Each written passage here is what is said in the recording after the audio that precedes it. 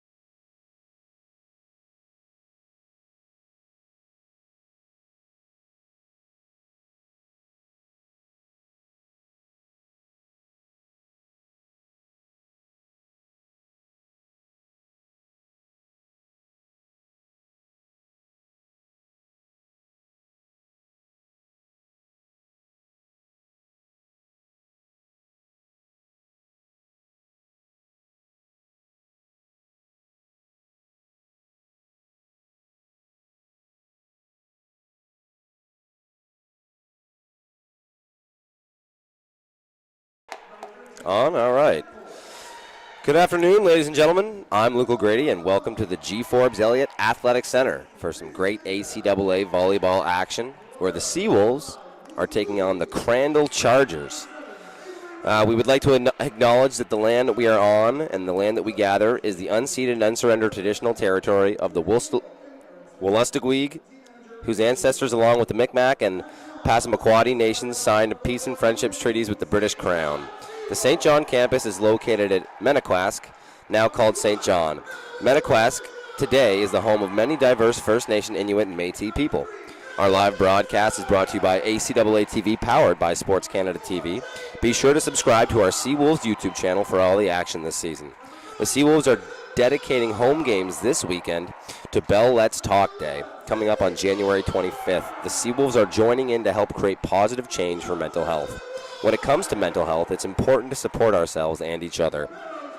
There are many actions, big and small, that we can do to improve our own mental health and the lives of people living with mental health issues together. Together, the Seawolves fans can join in and help the stigma and make some noise for mental health. Help end the stigma and make some noise for mental health. All right. Getting the teams introduced here today. As I already mentioned, it is the Crandall Chargers versus the UNBSJ Seawolves. The Chargers slumping a little bit right now. I think they've lost their last 6. But a lot of young talent on the team, and I think it's something that they can definitely build around for the future, and some wins down the stretch are definitely good for momentum for the program. On the flip side, UNBSJ, right there in the smack of the middle of things. I believe they're 4-5. But over on the full season, I think they've won just as many sets as they've lost. So competitive in every game that they're in. A lot of young talent on this team and a lot of positions that they're willing to try some different players at. A lot of competition on the roster. Oh, joined in the booth net here soon by my friend Ben Wilson. The serve's off for the Seawolves. Mishandled there by the Chargers, and we're going to start 1-0 for the Seawolves.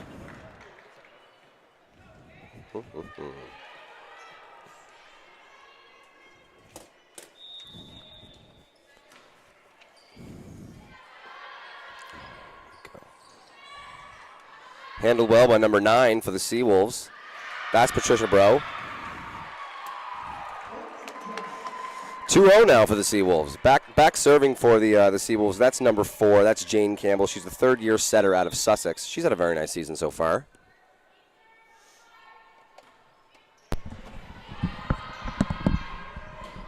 Oh, really nice run by the Chargers, but handled well by the Seawolves.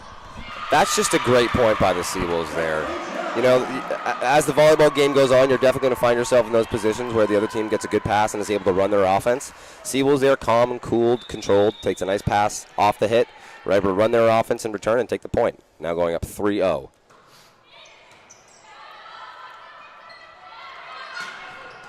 Nice swing down the line there by number 16. That's Gracie Andow. Handled well by the Seawolves, but not able to find the court there, and Crandall now on the board. Ben, are you familiar? How many years has Crandall been in the ACAA? I don't know. They were here in my first year, which would have been 4 years ago. 4 years ago I now, guess yeah. That might have been their first. So a bit of a younger program in the division. That is, really nice play there by the Seawolves. I think they're looking to get a men's program next year. Yeah, I heard that the ACAA is expanding. Yeah. We can actually talk about that as the men games goes on too. But the playoff format changed as well. Yeah, it was like that last year. They brought it in kind of for COVID. We can talk about that when the game's on, about what you thought. I have some thoughts about that. Yeah. But back now to serve for the Seawolves. Number 1, Emily Robichaud. Left side out of Fredericton, New Brunswick. Ooh. Bomb squad. That was an awesome run there by the Seawolves. Number 11 there, Sydney Flower with the big shot. She's a really, really nice playmaker for the Seawolves. Yeah, she's been dropping bombs all season. Serving now, still number 1. That's Emily Robichaud. A 5-1 start here for the Seawolves. If your head coach Colin Chambers, not much more you could ask for. Obviously, commentator's curse right there. You know, one of the controlled skills in volleyball serving. Not really anything the other team can do to get in the way of that. So it's really just on you to make sure that you can put those in. And it's a bit of a cardinal sin, but those happen. Back now, serve for the Chargers is number 12. Down ball, high outside ball by Brow, handled well by the Chargers, and the Chargers were able to turn that one around and take the point as well. So a couple nice points in a row now from the Chargers. And like I said, the Chargers, coming in a bit of a slide. I think they've lost their last 6, but I think they're 1-8 on the season. It's a very, very tough division. A lot of competition at the top. Another winning point there from Flower, who goes with the change-up.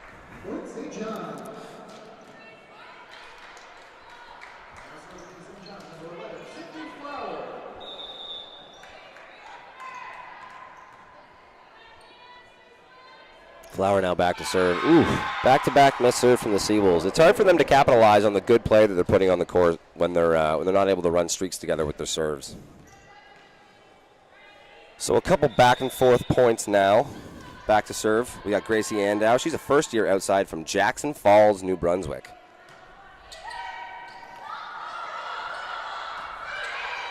Scramble ball handled by the Seawolves. Chargers going to get a chance to run their offense.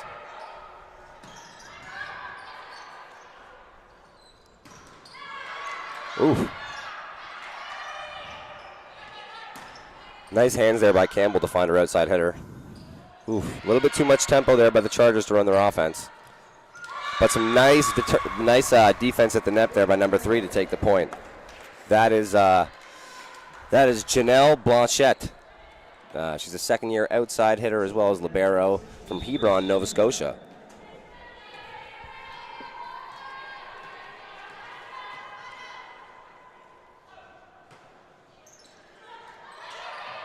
Ball just trickles over the tape, but handled well by the Seawolves. Usually serves like that, you can find your serve receive in a really tough position, but the way that the rotations worked, Campbell was there just as it was trickling over her net and was able to get the ball up to her team. Unfortunately, that hit goes into the net, and now we have a tie game. What was once a 5-0 game is now 6-6, and the Chargers right in it.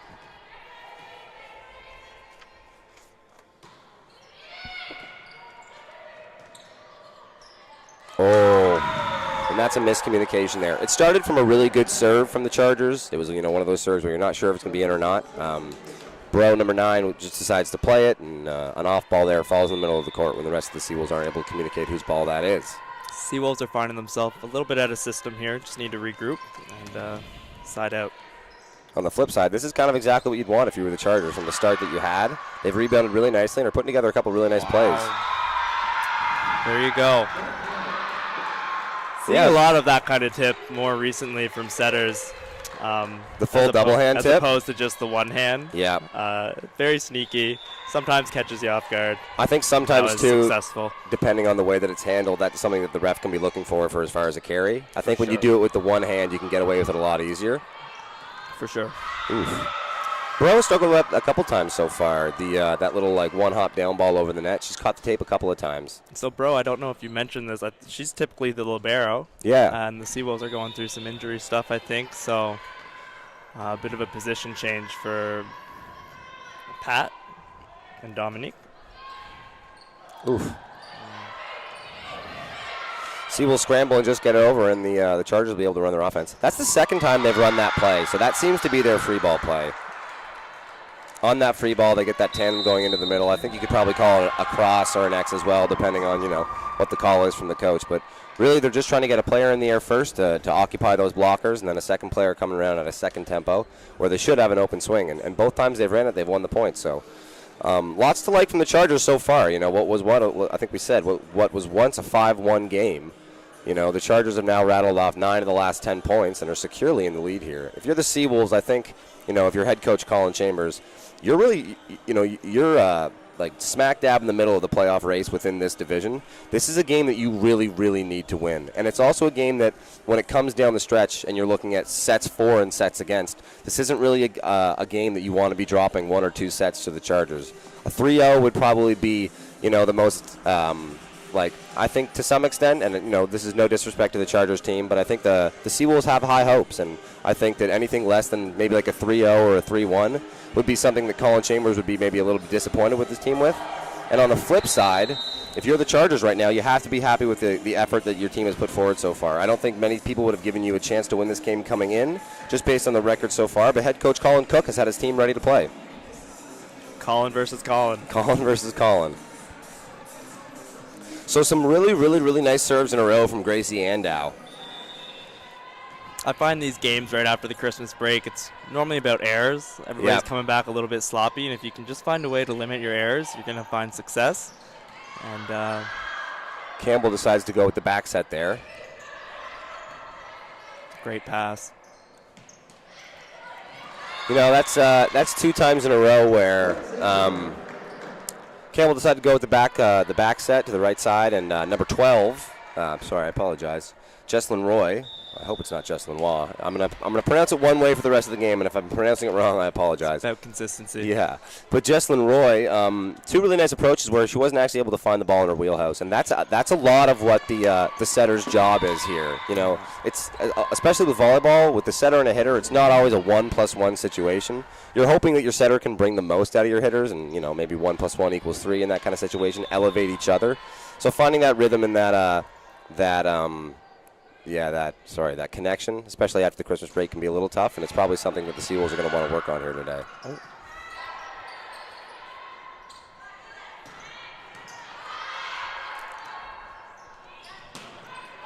Oof. That's a nice touch there by number 1, Emily Robichaux. But a really nice swing there from the Chargers to take the point and weather the storms. Seawolves rattle off a couple in a row there, but Chargers still comfortably in the lead here, 11-8. Back now to serve is number 3. That's Stanelle Blanchette. She's a third-year player from Cape Pella, New Brunswick.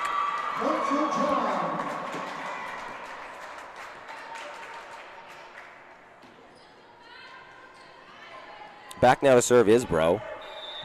So this would be something you wouldn't usually see in her scope of responsibilities as a libero. Ooh, but really nice serve.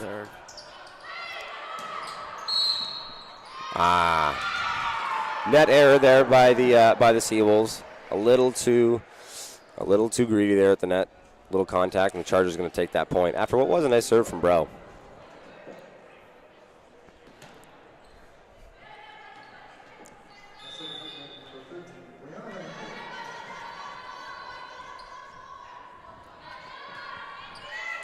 Nice serve there by Brianna Rancourt. She's a first-year middle out of Charlottetown. Great swing there. Power through the block. Yep.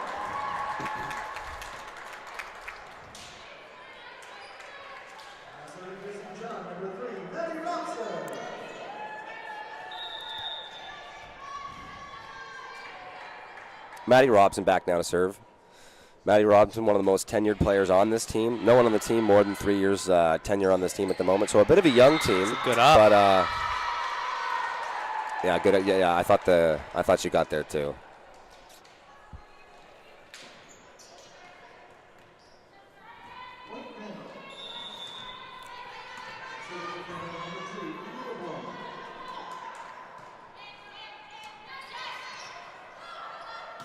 Nice use by Bro.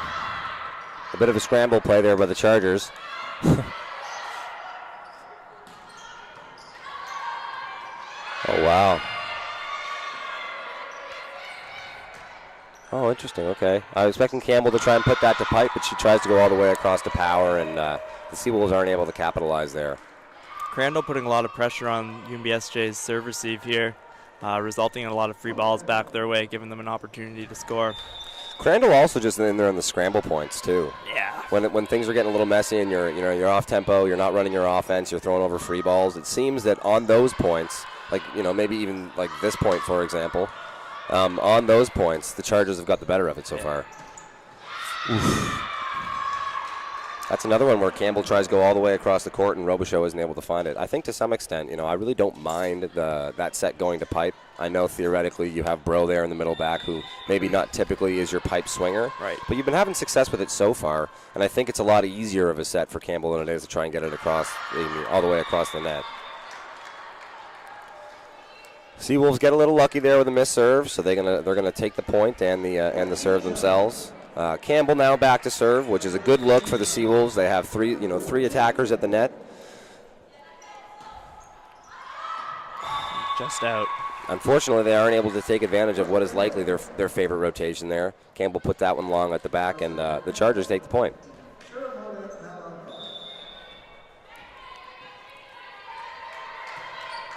Oof.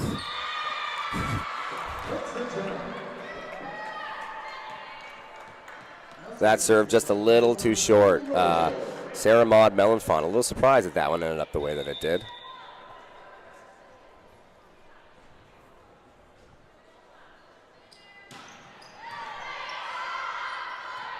Oh, wow.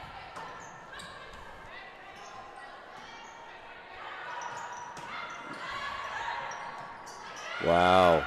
These Chargers are scrambling.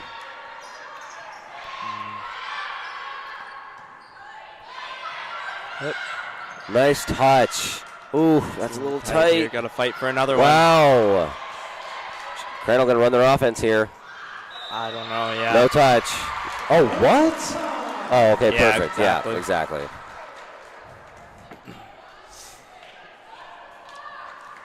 The Seawolves need to get a little bit more out of their first tempo offense. I think when they're getting those free balls, they're not exactly capitalizing on it enough to kind of, deter Crandall from doing those things and to punish them for being out of system like that. Yeah. If they could clean up those first tempo balls a little more, I think they'd be in a better position. Too bad there. You hate to see that. Emily Robichaux, probably one of the better spin servers in this league, and could have potentially gone on a bit of a run there. Try and side out here and get one back. And that's one of those things that we talked about earlier from Bro. She's being that she typically plays libero. If she's not typically having to navigate the net in that way, you might see some things like that from her today. On the flip side, someone who's typically at the net and has had herself a great season so far, Sydney Flower with another great run out of the middle. Yeah. Another great server for the Seawolves.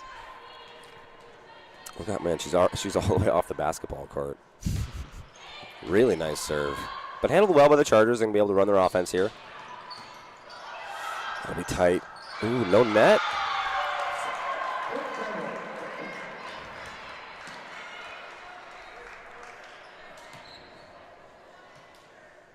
Chargers doing a good job finding their hitters off the net, giving them lots of opportunity to take a swing as opposed to tipping. Yeah, I think the Chargers so far have just played really, really clean volleyball. Yeah. It hasn't been that they've, overpowered or, dominated per se, but they've kept things on their side clean, and they've, lived to see another point or lived to see another ball. There's one thing where you can go and take a crazy swing on one and hope to win the point that way, but there's also the mindset of, if I get this in play, I give our team like another chance to kind of earn that point and another opportunity, and that's what they've been doing. Yep.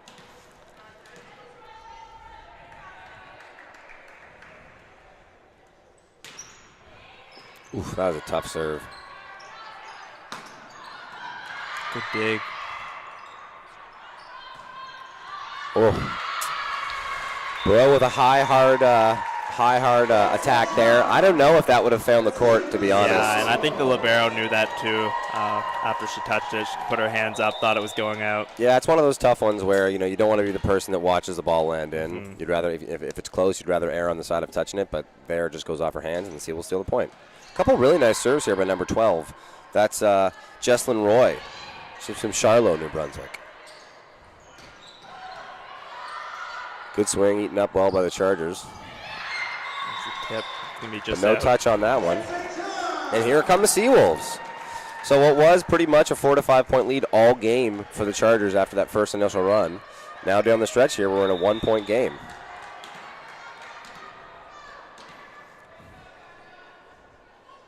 So this is a weird thing that I've been waiting to talk to some other volleyball players about. I'll highlight it the next time we're on serve receive.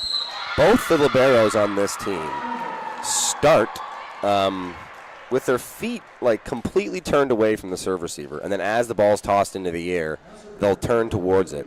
Now I understand that you kind of want to be having moving feet when the ball's in the air, and then when the ball hits you, you want to be standing still. But as you'll see, like they'll almost orient themselves pointing toward the bench, and then as soon as it's hit, they'll turn back toward it. And it's it's got to be a coaching point based on how much we see it, but it's nothing I've ever really seen before. Wow. Yeah, I don't know. I think I don't know if it's a comfort thing for them, or like you say, maybe it is a coaching point. It could be the difference, like you say, you want to be moving forward. It could be the difference between taking 2 steps forward and being 2 steps ahead, as opposed to maybe just taking 1 step to rotate around. Yeah, I've seen people rock kind of back and forth on their heels as a way to make sure that they're a little bit, moving at the point of contact. Yeah. But the next time I see it, I'll point it out. It's a pretty interesting philosophy, I'll say. Back now to serve for Crandall. See here, look at number 7 in the middle of the Seawolves defense, completely facing away from the court, and when they hit it, turn that foot in. Well, not the best example. Might have something to do as well with kind of getting, if they're trying to point their hits to the setter, could have something to do with that. Naturally turning their shoulders and their frame toward where the point should be, almost exaggerating it. Yeah. Maddie Robson to serve. Oh.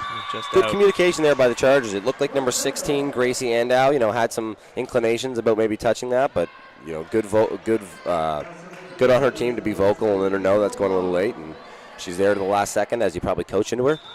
So good stuff. Number 2, Amy LeBlanc, now back to serve.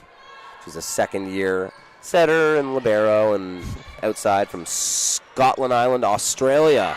Wow, there's a bomb there. We're in a game here, Ben. Yeah, this is no joke. 21-20. Seawolves back to serve. We'd like to see Jane go on a bit of a run here late in the set. Nice serve. Could read the label on that great one. Great pass. Wow. Chargers with great execution there. And that's a great serve. Chargers handled it really well and just ran their offense, got the job done. And that's what I like, too. And they're up 2. That's the difference between a tie game at 21 and being up 2. Especially in a close game like this. Don't get too cute when you get yourself a good ball that you can run the offense with. Run the one. Your middle's in good position. Take the point. Ooh, a little tight. That's not going to do it. A little tight, and Andow wasn't able to handle it there. So still a 1 point game here with 3 to play.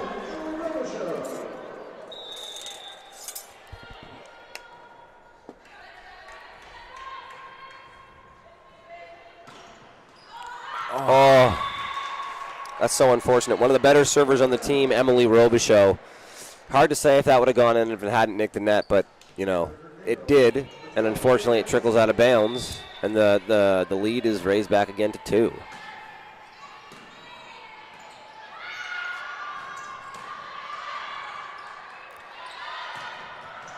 Wow, nice touch there. Crandall's nice touch there by Gendron. Wow, nice touch again by Gendron.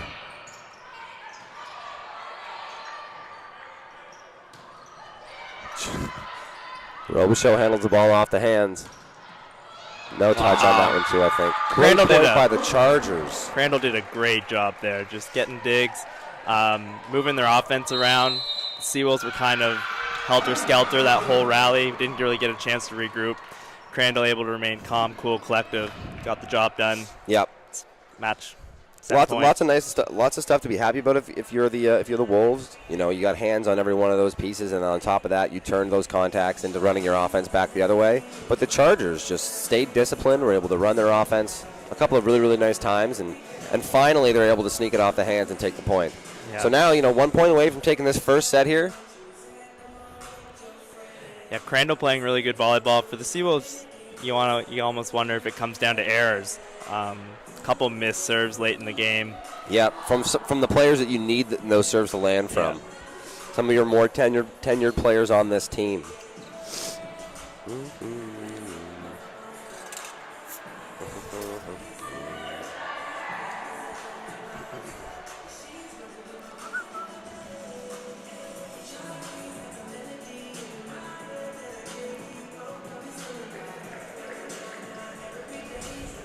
So back now to serve for the Chargers. That's number 12. That's Haley Legacy. She's the first-year middle out of Dieppe.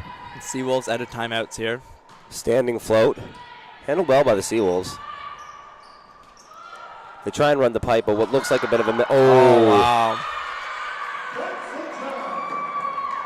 Miscommunication there by Crandall. They don't seem too fazed by it. Seeing some smiles out there. Yeah, Amy LeBlanc letting the rest of her team know, hey, that head off my face. Somebody get that ball over the net. But back now to serve is Flower for the Seawolves. Need one here, and a great serve, but handled well by the Chargers. Oh. Man, the Chargers have been just having their way out of the middle, and that's going to take the first set. Chargers, 25-22.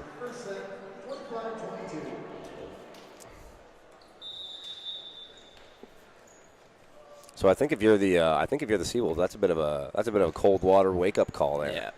Yeah. I think that they probably expected to walk in here and beat the Chargers just by showing up. Chargers only winning one game on the season.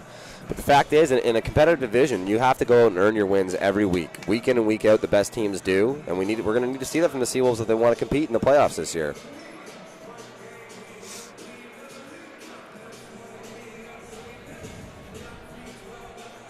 If you're head coach Colin Chambers, what do you think the message is right now to your players?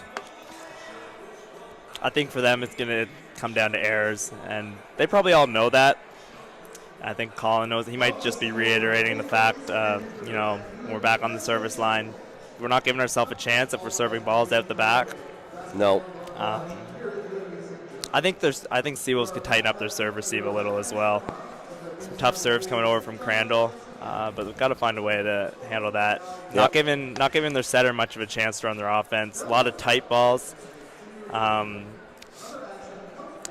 think to some extent, too, you lose 25-23. You don't need a whole lot of change to put yourself in position there. You can make the argument that, as successful as the Chargers were out of the middle, if the Seawolves get one or two blocks there throughout the course of that game, that's the difference between the game being 25-22 and the game being 24-24 and us still watching. Agreed. So there's just a handful of things there. I think if they could just get incrementally better, I think that they'd be fine at. And if you're the Chargers, I think if you're head coach Colin Cook, I think you're really, really happy with how things have gone so far. They've played disciplined, and I think when they've had to scramble, that they've been good about being in the right position and then getting back to where they need to be.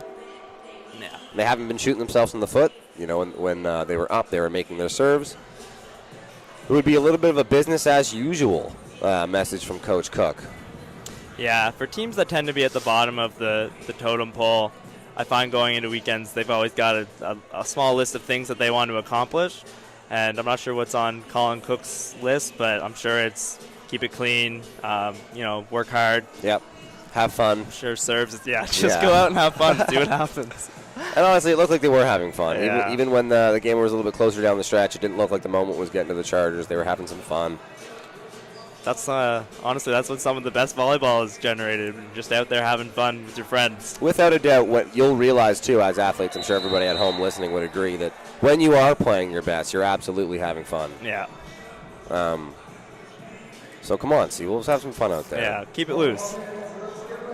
Now, I will say there are some spots on that team right now where it's fairly obvious that they're having to sub in some people into positions that maybe they haven't played in the past, and that could be a reason why the Chargers are able to kind of take advantage of that. They do need to start being able to rely on some of their key players down the stretch here. Looking at like an Emily Robichaux or a Sydney Flower, the people that when they get a good pass and they're able to run their offense, the people that they're able to lean on are the ones they're going to have to kind of go to a lot in the second set, I would say. Yeah, I agree. I would say somebody has to get going here for the Seawolves. Honestly, starts with the pass. Yeah. It's going to be out the back. Great start to the second set. Seawolves take those. Seawolves. Out by a MacBook. Campbell now back to serve in front of a packed ACAA house today. Yes. Nice serve. A little bit of a struggle to handle that by the Seawolves, but the off ball, like we've talked about all game, has been really, really nice from the Chargers. They put the pressure on that time. Oh. Another one out the back. Touch? No touch. No. I don't think so. Yep, lots going on here this weekend at the G. Forbes Elliott Athletic Center. Not think pink. Lots of blue in here. Yeah. Bell, let's talk. Yeah. Yeah, there'll be games tomorrow as well. I believe the men's team is taking on Stu tonight, and I believe they're also playing Stu again tomorrow. Yeah, they are. And as far as the women's team, they're playing the Chargers tonight. And is it the Chargers tomorrow? Are you sure? We'll have to look into that. But there'll be games today and tomorrow. So if you're in the area, please come down. It's an awesome product. I think lots of basketball in here this weekend as well. All in support of the Bell Let's Talk. Ooh, no touch. Yeah, great call, ref.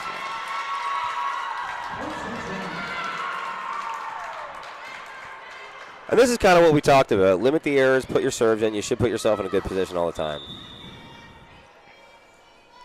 Similar to the first set here. Seawolves with the early lead. Ooh, really nice pass there by the Chargers. Oh, no. Great set. Yeah, great run there by the Chargers. I don't think we've said her name so far, but Maurice. Oh, jeepers. This is another name I might pronounce wrong here. Any idea? No. Luce? Luce? Luch. Anyway, we'll call it Luch. Luce? Maybe Luce. We'll go Maurice Luce. Maurice Luce, the libero for the Chargers, who actually have just come off for number 12 to serve. But she's had a wonderful game so far. She's been really, really good on serve receive. She's been active on defense when they're doing those scramble plays. And the Chargers now on the board. Oof. Serving there was Haley Legacy. That one actually goes. Oh, sorry, I apologize. Oh, yeah, no, that's Haley Legacy. That one goes out the back a little bit too strong on that one. And the Seawolves take the serve back.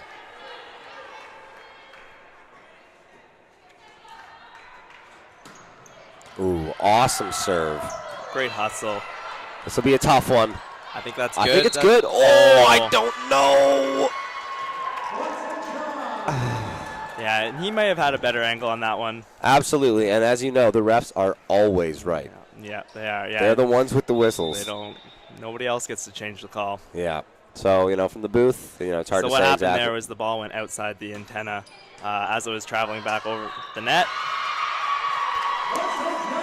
Yeah, sometimes I guess maybe we take for granted why that rule is and what that rule is. So the two candy cane-like antennas that you see at the ends of each of the net, those are they theoretically extend into the heavens, and that is the window in which the ball is allowed to cross the plane of the net. If it crosses outside of it, or if it hits any of those antennas, what a serve. The ball's dead. It's considered out of bounds. It's not like tennis where any way that you can get it into the court on the other side is legal. It has to pass through the dimensions of the court. And on that one, the ref, 2 points ago, decided that bump must have crossed over top of the plane of the pole on its way over, and they awarded the point to the Seawolves. And it can be a bit of a, for the referees, it can be a bit of a tough call to keep your eye on. If you can imagine the ball hitting the line on the actual floor, when it hits the line, it's still in. So in order for them to call it out, it has to be 100% outside of the antenna when it travels over. So even if a piece of that ball is kind of inside the antenna, it's still in. So it can be a tough call for referees.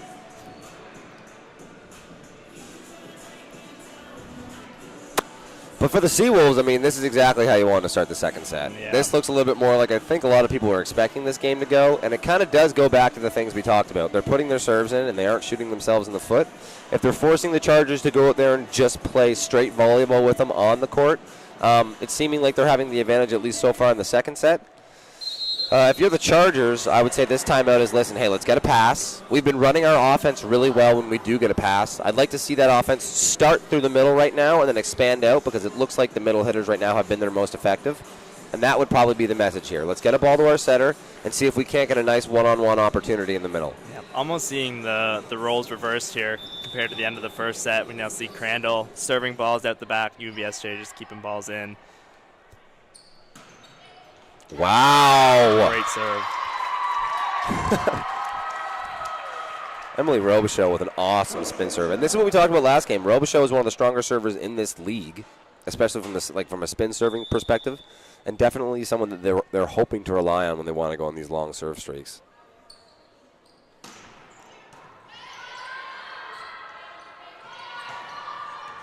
Handled well by the Seawolves. Too high.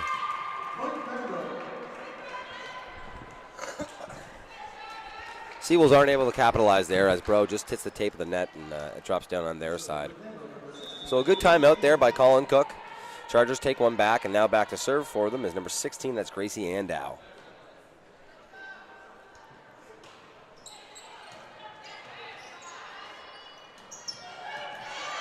Nice dig by the Chargers on the tip from Flower. Oh. And the down ball catches the Seawolves a little bit off guard there, finds the middle of the court. Was able to take a point.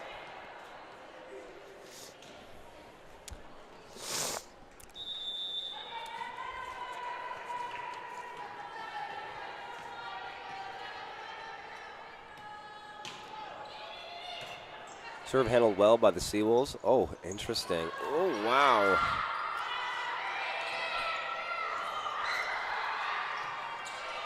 That's actually a really nice over bump there by Luch. Directing traffic, is able to hit the tape of the net. No, that's no touch. Okay. Ball don't lie. I thought there was a touch. For Did sure. you on the block? Yeah, I did. I was just about to say great block, and then you said no touch. I thought for sure it was tape. Obviously, the refs agreed with you, and they have way better sights on that than we do. Obviously, a close one. So back now to serve Flower for the Seawolves. Ooh, really nice serve. Yeah, that had some action on it. I think to some extent people at home sometimes wonder why, especially if you've never played, why people would opt to do the float serve like we see Flower doing now, as opposed to the spin serve, which I think, just from watching seems like the more impressive and difficult serve to handle. But they each come with their own difficulties. So the spin serve is going to get to you way faster than the float serve will. And it's going to die faster, too. So you could find yourself in the right position, and the spin serve could still drop 3 to 4 feet in front of you just because the top's been bringing it down. What you're seeing with a float serve and what you're seeing there is that a really, really well-executed float serve has no spin at all. You can read the label on the ball when it's going across the net. Ooh, calls out there. And the reason that's tricky is because it's not spinning, it actually tends to kind of like oscillate in the air, and it'll move back and forth on the path that you'd expect it on. So, instead of a ball dying in front of you like something with topspin, you could find yourself in perfect position to handle a float serve, and at the last second it jumps a foot to the left and makes you look silly. It's a little harder to master to some extent, but if you can get it, it's a really, really powerful tool in your serving arsenal.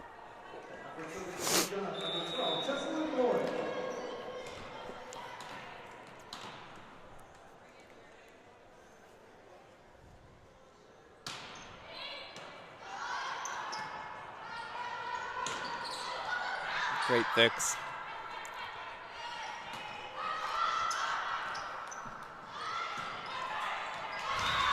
Oh, it's in.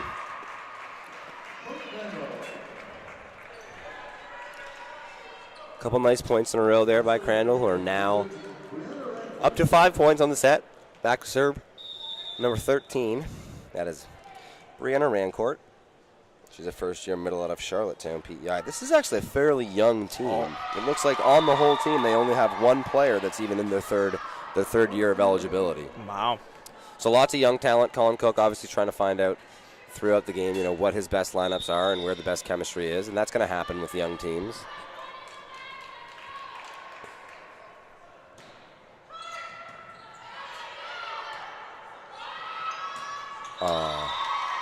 Campbell kicks that out to Bro, but unfortunately she's not able to handle it.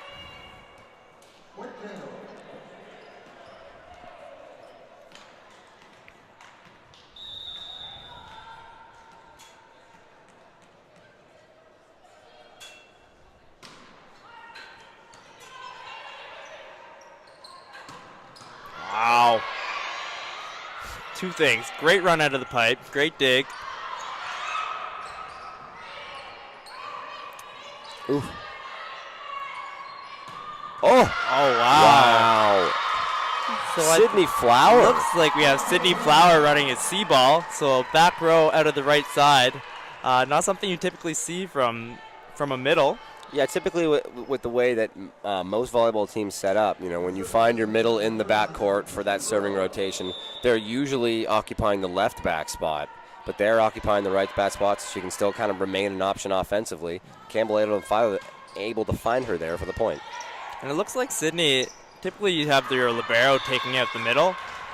Looks like they're leaving Sydney in to play some defense, so Colin must be onto something that we don't know about. It could just be that he trusts her as a defender. Yeah. Usually you do so that you can get your best defender on the court. But if maybe there's some injuries and you're not sure if your best defender is available, if you believe your middle to still be an adequate defender, you don't exactly need to sub them out. We see that a lot in the ACAA late in the season. Lots of injuries, see teams scrambling, trying different things, just trying to find what's going to work for them going into the rest of the season. And it's normally different every weekend. Ooh. Campbell goes back to that C there on an off-time ball. Looks like she didn't believe that Robichaud would have been able to get back to her lane there for a second swing, so she throws it back there. But unfortunately, Flower finds the top of the tape. So here's what I'm looking at. Look at number 7 in the middle of the defense. And then she turns her hips. And it is right. She, to your point, that rotation at the end is turning her shoulders toward the setter. Yeah. St. John able to find the line there and extend the lead now to 8.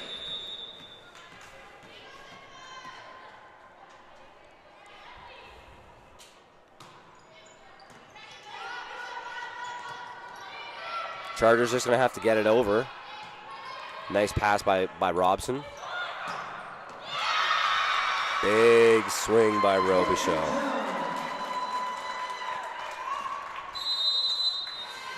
Timeout call by head coach Colin Cook.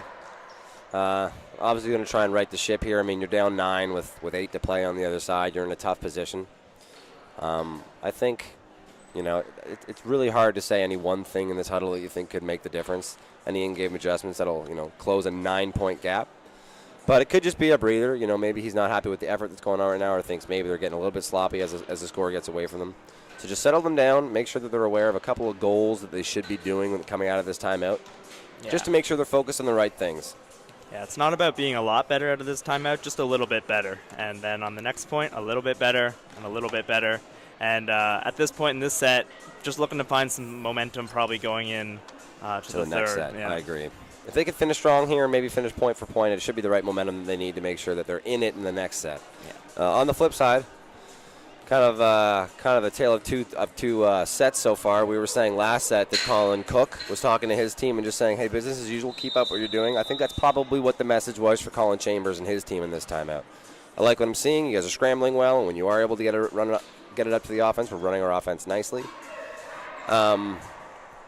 Serving-wise, I believe it's Maddie Robson back to serve, and she's been serving very nicely down the stretch here. So hopefully, if you're the Seawolves, you can kind of keep it together for a couple more points and take this to the third set.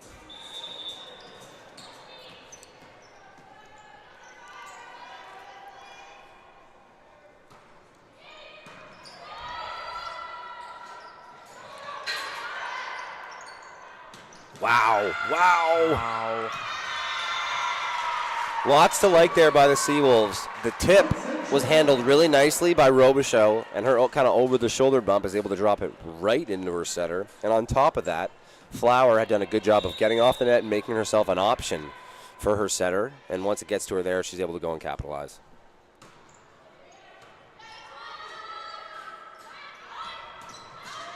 Oof. Great block. Great block there by Flower. For those at home that don't know what I mean by make yourself an option, especially as a middle, it can be really hard to transition from your defensive responsibilities in the volleyball court to your offensive responsibilities. As a middle, you're basically expected to be involved in every block and be basically on the net every time the other team hits. And by the time that hit is dug up and in the setter's hands, you need to be back off the net, turned facing the net, know where your setter is, and be able to get into your lane. Because the offensive run out of the middle takes a split second. You have to be there basically before the setter's ball leaves their hands. And a really, really good job there by Flower to take care of her defensive responsibilities and then instantly become an option on offense as well.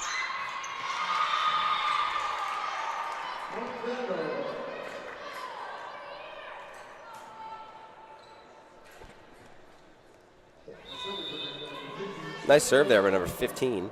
That's Sarah Maud Melanfont.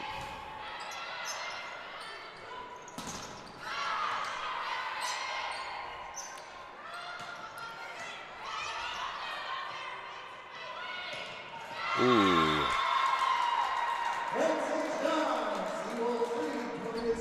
Seawolves back up to doubling them. Crowd's getting fired up here. And it looks like Colin Chambers is going to get some look at some of the other players on the bench. I think to some extent both teams would agree that this is a little bit out of reach at the moment, but barring anything unexpected. Yeah, so Colin Chambers going to make sure that some other players in his team are warm or at least see some looks at some positions that he'd like to see. Looks like we're seeing the classic double sub. So Amy Carey coming into the back row, she'll be setting. And Haley Wilson coming into the front row. Haley from Nakowick, a fellow Nakowicker. A fellow Wilson from Nakowick. Yeah. How many of them? Yeah, not many. Holy. That was a huge swing. They're all good, though. Yeah, well, not many people from Nakowick that you don't like. Yeah. Big swing there by Andow. Honestly, that was probably the best pure attack that we've seen from the Chargers so far this game, and it makes you think that they should probably lean on that right side swing to Andow a little bit more than they have been. That's a really nice pass. Wow. Wow.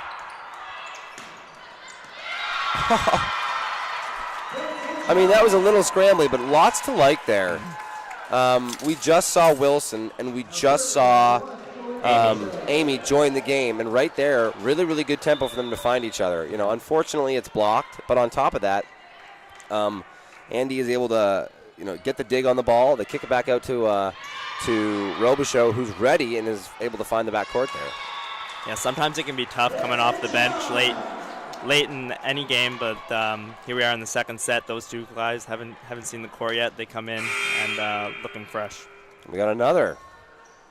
So Bro is going to be supplemented by Emily Eggers? I'm going to go Eggers. Egers? Somebody comment on YouTube. We can see. Somebody spell out the phonetics of that. I'm tired of getting these names wrong. Eggers. Let's do Eggers for now. She's from Petawawa, Ontario.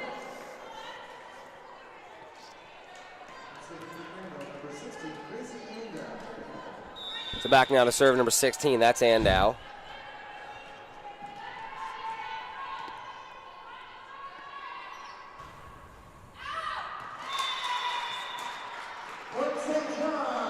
Good eye there from Emily Eggers as she lets that one float out. Seawolves now take the point, 2 points away from taking this one. And back to serve is Haley Wilson. You also wore number 2, didn't you? Yeah, it's kind of a funny thing. That is a funny thing. Yeah.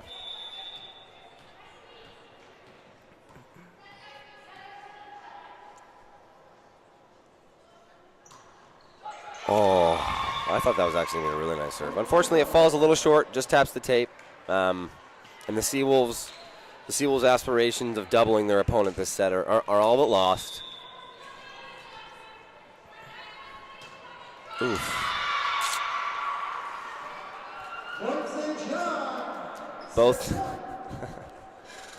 Both teams trade miss serves now, and the Seawolves just looking for that one last point to secure their first set of the game and make the score 1-1.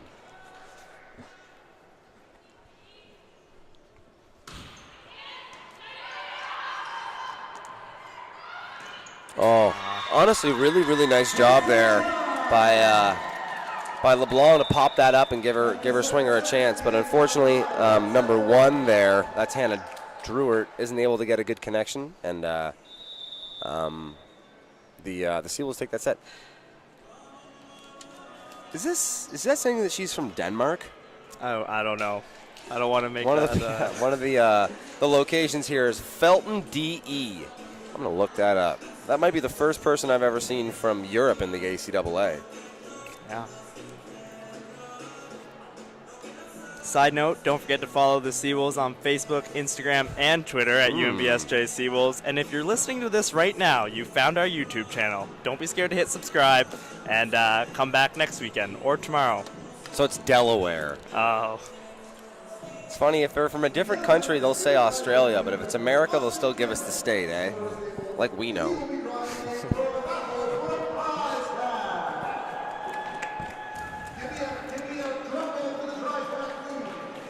Student Athletic Advisory Committee President Austin Kendall doing a prize pack draw right now in support of Bell Let's Talk. Bell Let's Talk weekend. Remember, it's always important to reach out if you're not feeling yourself. It's also always important on the topic of sports. You know, nobody's ever felt worse about themselves by getting in shape, and a big part of mental health is physical health. So if you can, try and get 60 minutes of activity every day and some outside time. It can always be beneficial. All right, so 1-1. We're in a game here. Seawolves, football in the brain today. The Seawolves, you know, I think they started the set up. They started the whole game up like 7-1 or something, and then they kind of took their foot off the gas, and they let the Chargers steal the first one. But a way better second set from Colin Chambers' unit here, and I think they're probably a lot more happy with that effort than the first one. 1-1 now and looking to take the second.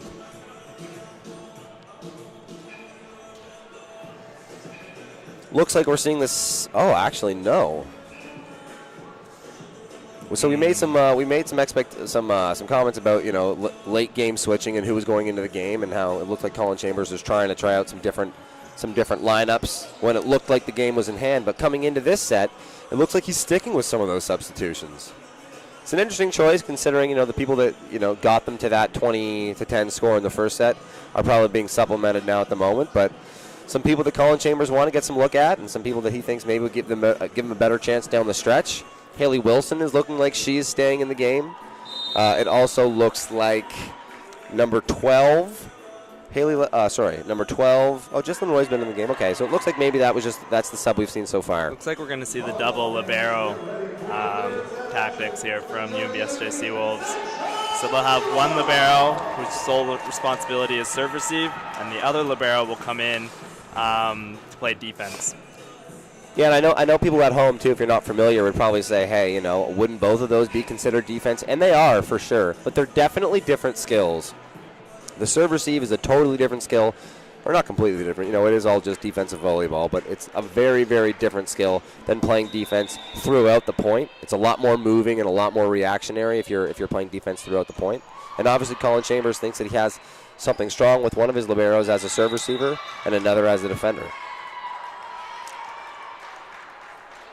The net was a little too high on that one for the Chargers. And the Seawolves going to start at 1-0 in the third.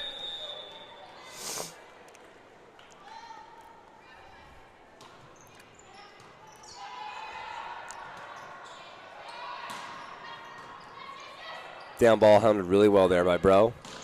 Ooh. Great shot. Huge swing there by Robichaud. And that's kind of what we talked about. We said after the first set that you'd expect the Seawolves to lean a little bit more on their heavy hitters. And I think last set we did see that, a little bit more emphasis on getting Robichaud and Flower the ball. That was an awesome run, but handled well by the Seawolves. Free ball coming over. Campbell just going to bump it. Oh, it's going to trickle. Wow! You have to see the spin on that. Yeah. It's a little tough. So Crandall got lucky on that one. Kind of dead silence in the gym here. I think everybody knows it. They had a great opportunity to run their offense. They tried to go for it looked like a step around again, and just a bit of a miscommunication. But we're still able to get the ball over. Seawolves caught off guard. Point Crandall.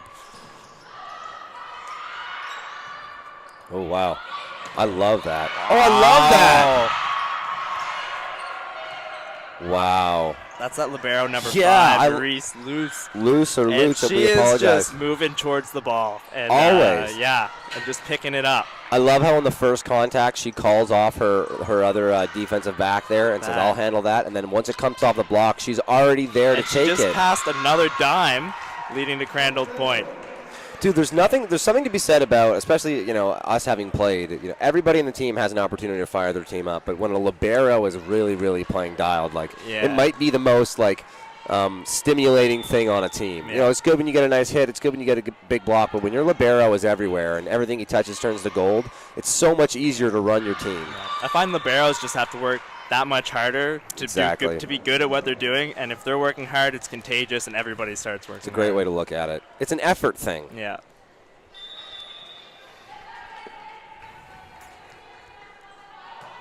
You see one of your teammates trying really, really, really hard. It's hard to not think, oh, well, that's expected of me too. Yeah, maybe I should try hard. Hey, I should try that. Yeah. Wait a minute, this working hard thing works. So a 3-3 game. Good start to the third set. We might have ourselves a game here. Robichaud to serve. Ooh.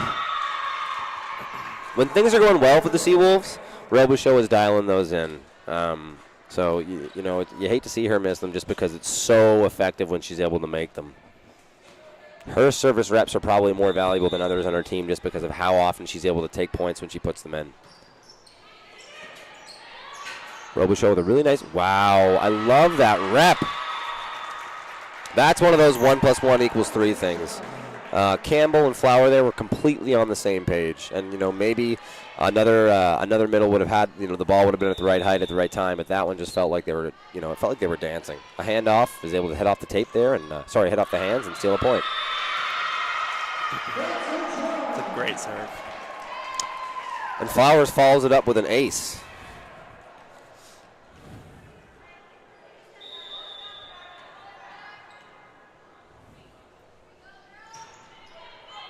Ooh. Live by the sword, die by the sword. That deep float, trying to find that back line, gets them an ace in the first one. On that one, sometimes it's hard to control. We talked about it. You can almost predict where a spin serve when it's hit is going to land because you know that top spin is going to bring it down. A float can sometimes die right in front of you, but also sometimes it can kind of take a long run and land, 10 to 15 feet past what you expected it to do.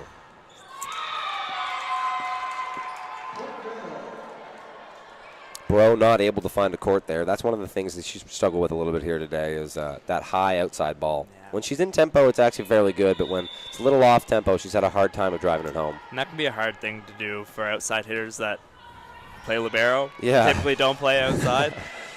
Just getting the timing down is really difficult.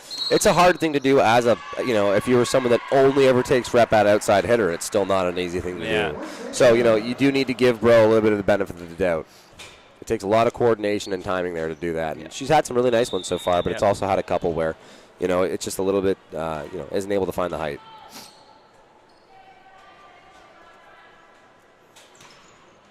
Oh. You hate to see it. I hate to see it. Nobody means to do it. You go back to the service line like you meant to and like you're the best.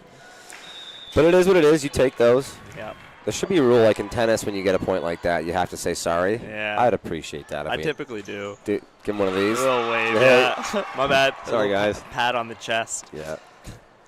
But also, we take those. Yeah, point's a point. Point is especially a point. Especially at 7-7. Mm-hmm. Sets are tied 1-1. It was like that first set when you say, you lose 25-23. All it takes is 2 points different for it to be a tie game and you to be right in it. Yep. Ooh, well done. Jane Campbell winning the joust at the net. Strong hands by Flower. Oh, but strong hands by Luch. You got to rally. Oh. Nice hard-driven ball by the Chargers there is too much for the Seawolves to handle. I would almost like to see the Seawolves six-back getting a little deeper into the back line there, or at least swinging over more, kind of getting stuck in between and playing a lot of balls out to their side, and you'll see that the ball kind of going off their platform and out the back. Yeah, and it depends on the coaching, where they're being asked to be put, but typically, for the million teams that you and I have played on, when that ball is coming to the left side of the Chargers, you want your middle back floating to the right side of the deep back. Yeah, but there she is. She has a great dig there. Oh, Luch finds herself in an awesome position, but she isn't able to get that up. I've been really impressed by her play so far. Yeah.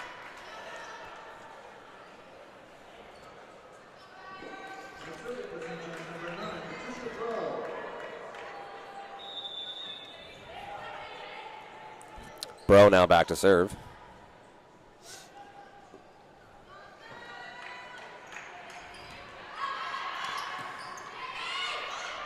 Ooh.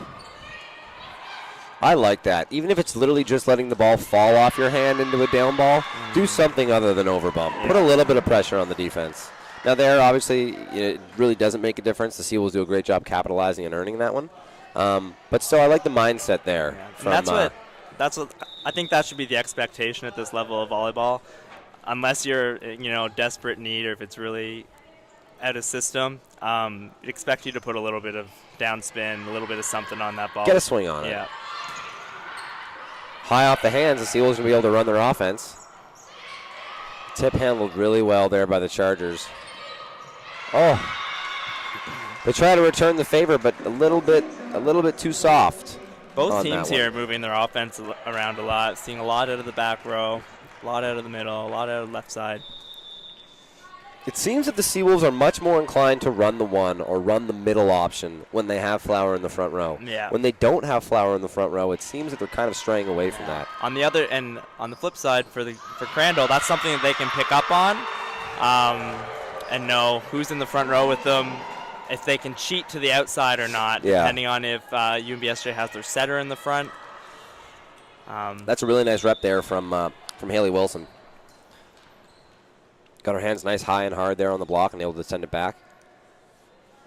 I'd like to see her used more, as an offensive option to see what they have there. I know earlier in the season I was calling some games that she was playing right side, but at 5'10", and this is kind of the truth a lot with volleyball is, if you're fairly tall and you're a good athlete, you probably have the opportunity to play a lot of positions across the net. Yeah. So obviously Haley Wilson getting some looks at the middle right now. Back to serve for the Chargers. That is number 13. That's Brianna Rancourt. Wow, really nice swing there from Haley Wilson. That's actually what we talked about. So she was out there in the right side position, which is something I'm not sure that we see as a rotation for Sydney Flowers. Now, she'll do that when she's in the back court. She'll take that C ball. But most of the time when Sydney Flowers is front court, they're running her in the middle. There we see a change, and I think that's probably a specific Haley Wilson rotation for them.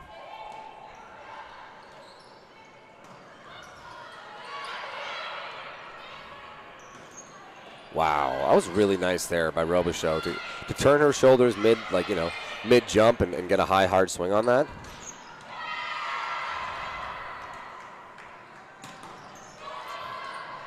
Handled well by Bro. Oh, actually, right on cue, they kind of run similar to what we were just talking about with Wilson. It wasn't actually a right side set. That's what we call a step. And the reason we're not going to call it a right side set is because when they start that offensive run, Flowers is in the middle, and she's just taking that looping path outside to try and confuse the defense, not necessarily starting out on the right side and doing her approach. But that's a couple times in a row now we've seen the Seawolves move their middle outside. That time they try and do the typical middle run, and unfortunately, a little bit too driven. Goes out the back, no touch, and now the Chargers might have been just a little bit too low for Sydney Flower, and she's not able to get on top of it. Does her best to try and find the backcourt. So we have two offensive leaders here going back and forth. Emily Robichaud of the UNBSJ Seawolves leading the league with free ball here. 16 kills. What? Yep. She's gonna Robichaud leads the league in kills. 116, and then right below her, number 3, Janelle Blanchette from Crandall with 103 kills. Really? There you go. Be interesting to see set numbers. What do you mean? Like how many sets it took to get there. That one's going to go off the touch, and Crandall going to take that point. We are in a game here through 25 points, 13-12. And we're also tied 1-1 in sets. Some really, really nice action so far.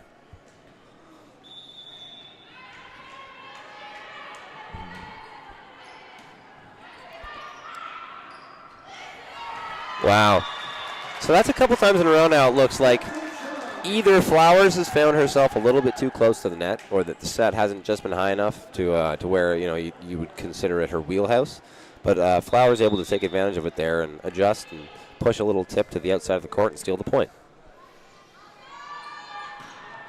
Huge serve by Robichaud.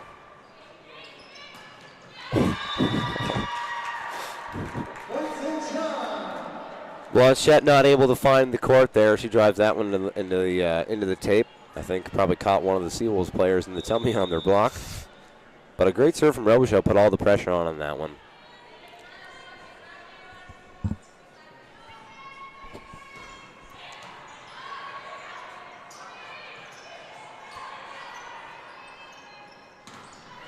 Wow. Really nice stuff there by the Seawolves. Crandall gets a little bit of a scramble. Then they're able to push a tip over to the power, but Bro handles it really nicely. Bro handling it kind of takes her out of the play. But Jane Campbell, correctly identifies that she's still got her middle run, throws a way better set than the last couple we've seen to Flowers up, and Flowers is able to take the point. Back now to serve number 1. Setter Jane Campbell. She's had a nice day so far. Oh sorry, no, Robichaud, I apologize. I gave her the old hex, didn't I? Happens. She puts that one in the tape. Now 16-13 in favor of the Seawolves, and back to serve for the Chargers, number 12. That's Haley Legacy. A system here for the Seawolves. The old give and go. One of the only plays pretty much universal across team sports.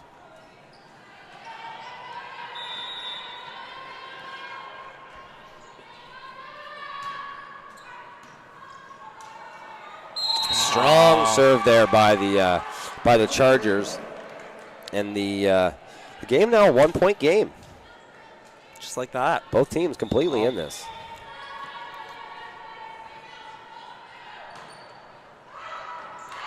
Just out. That was one of those funny float ones where the whole time it looked like it was going to drop in that last little meter of the court and just continued to carry and ends up, a foot and a half out of bounds. Haley Wilson now back into the game as Sydney Flower takes the back line to serve.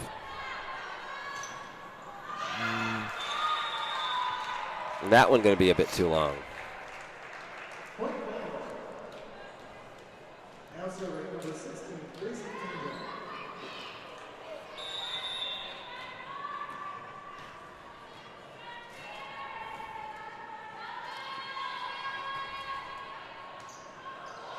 Ooh. Chargers 16 going on 17. Tie game. Putting some pressure on the Seawolves here late in the third. Let's see how the Seawolves No timeouts respond. so far. Who do you reckon takes the first timeout this set? At this close, this late in the set, we're bound to see one. Yeah, I think if Crandall keeps it up, we'll see UNBSJ take a timeout. How many points? I don't know. Ooh, really nice swing by Bro. She struggled in that situation a couple of times this game. That one was awesome. Great piece. Colin typically waits a little bit before he calls Oh, timeouts. he's Yeah. looking, thought about it. Didn't want He to finish thought my about it. sentence. I think he's going to let them play it out for one more. It's all. I mean, you could call a timeout here, and I don't think anyone would say it's the wrong decision here. Really, because 6 points ago you were up 4 in this situation. Yeah. Now being down 1, you can tell that the momentum is switching, and that's usually why you call a timeout. Yeah. There we go. It's to make sure that you steal that momentum back. If we keep exchanging points here, probably won't see a timeout until we get later in the 23s. But I'll tell you, as a player, you don't want your coach calling a timeout because the other team's on a run. I hate it. You rather let us play. Yeah. I was always just I know that it makes sense, and sometimes there's things that the coach wants to impart to their players so that they're more prepared for the same situation next time. Yeah. But man, I'm a huge like proponent of just let the boys play. Yeah. 2 quick points in a row sees St. John take the lead again. Bit of a miscommunication by Crandall on that end. I think 2 players probably could have got to the ball and got it over, but you know, if you have 2 chefs in the kitchen, you almost have no chefs in the kitchen.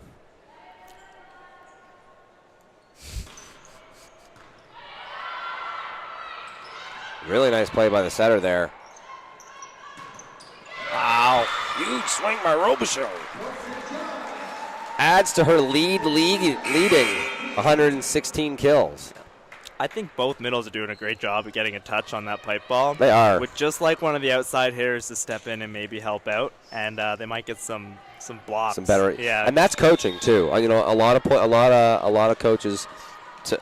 There's a lot to teach in the volleyball team, especially if you're a young team that's just playing together for the first time.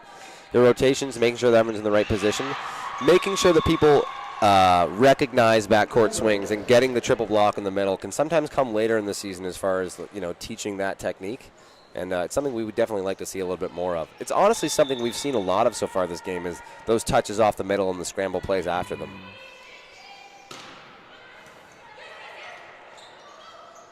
There's that C ball from Flower.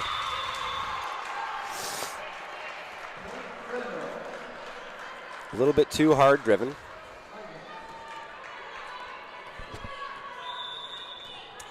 Coach of the UNBSJ men's volleyball team, Simon Onktil, rolling in. He was at a card show in Moncton today. He's a card junkie, is he? Yeah. Big block there. Big block there by Crandall. Crandall now taking the lead with 4 to go. This would be timeout city here soon. That's a great serve. This is an awesome game. Yeah. You know, we have the number 1 and number 2 leaders in the league in kills. Both of those players, you know, the aforementioned players, I don't think that's touched, no. yeah. Both of those players really, really nice high spin serves that can put the pressure on the defense. Yeah. And there's that timeout.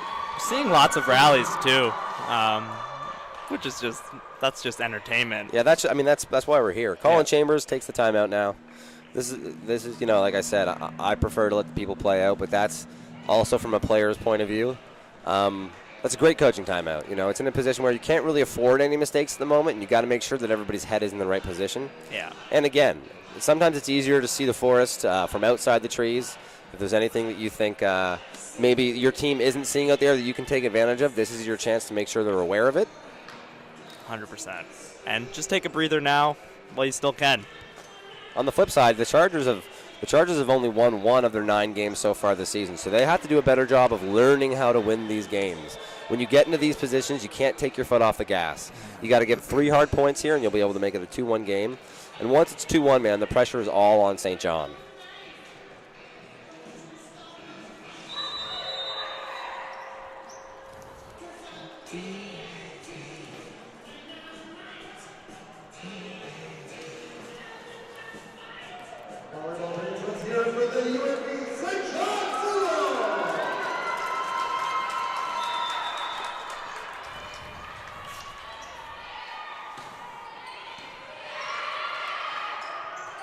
Wow, what a handle! A little tight. No.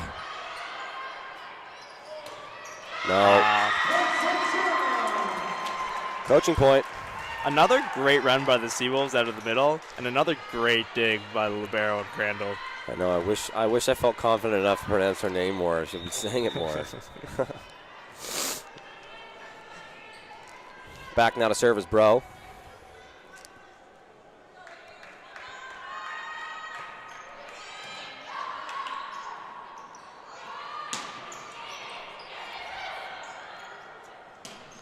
Wow.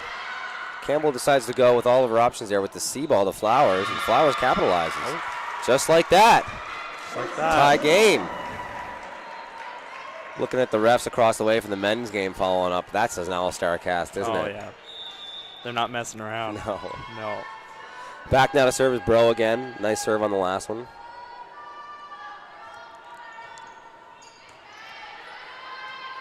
Ooh. Bit of a free ball over there. Seawolves going to be able to run their offense. Robichaud, but dug by Lucci. Unfortunately, Blanchette isn't able to find the court there. I have pronounced that poor girl's name 50 different times, 50 different ways. Heat of the moment, trying your best. Probably be better off if we just called her Maurice for a little while. But even then, I don't know. I couldn't tell you confidently if that's how that's pronounced either. Back to the volleyball, though. Seawolves. They trade timeouts as both teams, cross that 20-point threshold. They're able to take 3 straight out of the timeout to take the lead and put the pressure on. This is kind of what we talked about from Crandall. These are the games, that you're in, and you obviously know you have the talent to be in, but you can't really let yourselves fall out of these positions when you're in position to win. I'm not sure who Crandall has in the front row right now for offensive options. I think UNBSJ has Emily Robichaud in the front, and it'll be interesting to see who each team goes to. You're going to go with your guns, who are leading the league in kills, which is honestly probably where everybody's expecting the ball to go, so it's not a terrible idea to switch it up and maybe go to the middle as well.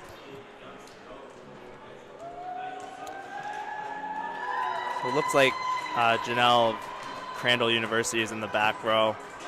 So we'll watch out for a pipe swing from her. So watch out for her coming out of the back row. And on the UNBSJ Seawolves side, we'll look to Emily Robichaud. For someone who never serves, theoretically, Bro never really a server in this offense. She did a great job down the stretch serving for the team there. And liberos can always surprise you with their serves. Liberos are usually pretty disciplined volleyball players as a whole. Great swing there by number 13, Rancourt. She's now back to serve, winning the point for her team. The give and go. Robichaud. Wow, what a dig! Great dig. Let's see if we can scram. Seawolves going to be able to run their offense here. They run the back set to Haley Wilson.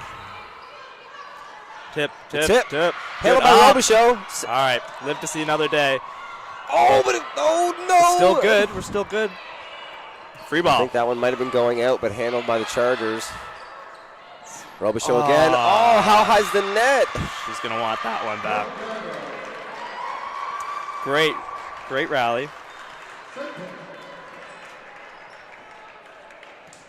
How we doing? Just checking our wires on our Some microphones. technical difficulties in the booth, apparently. People not hearing us? All right, serve across.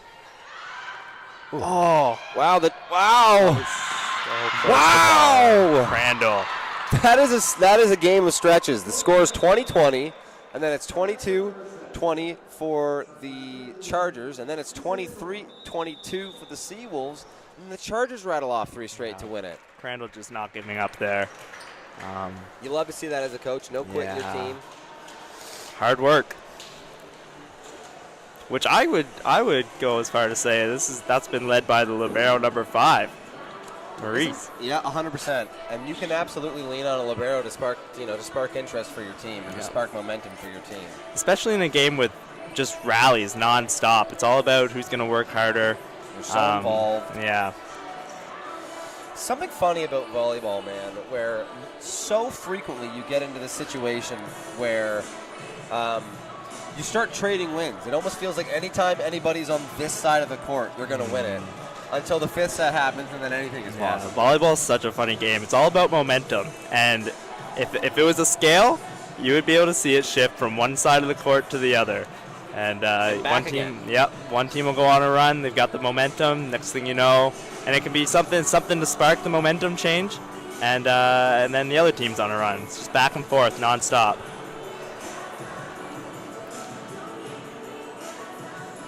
Quick shout out to our sponsors, the UNB Associated Alumni, One Team Sports Group, Chartwell's UNB St. John, ACAA TV, powered by Sports Canada TV. Making this possible. Know 1 in 2 people are struggling to get the help they need for their mental health? One of the biggest hurdles is overcoming the stigma attached to mental illness. Join the Seawolves and get the conversation started for Bell Let's Talk Day. all teams across the ACAA do a great job of taking the initiative to talk about mental health and spreading awareness. Honestly, such an amazing campaign that Bell does, and Bell started doing this. I don't even know now, maybe 7 or 8 years ago now, but has just brought so much conversation and so much light to a situation that is obviously very important to all of us, as people, but also as a community, and just bringing some more needed attention to the people that are struggling with their mental health. Shout out Bell. Shout out Bell. So I don't think the Seawolves expected to find themselves down 2-1 in a home gym to a team that, is, as far as the standings go, they're at the bottom of the conference right now. Now, obviously, those are, you can lose a bunch of close games. And it's one of those things that I think head coach Colin Cook is probably trying to instill to his team. They're a really young team. I'm not sure how many years Colin has been coaching this team, but teams that are young like that have a lot of talent, need to learn how to, stay in these close games and win these close games before they can just start winning all of these games outright. And being in and being able to close out a game like they did in the last set is really promising. Yeah. And young teams, they can really progress very quickly in this league. When you have no choice but to get better, really pushes the sense of encouragement. Back against the wall.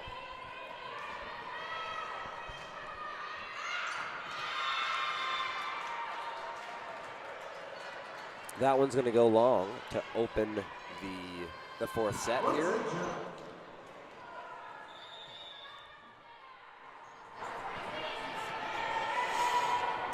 Campbell back to serve.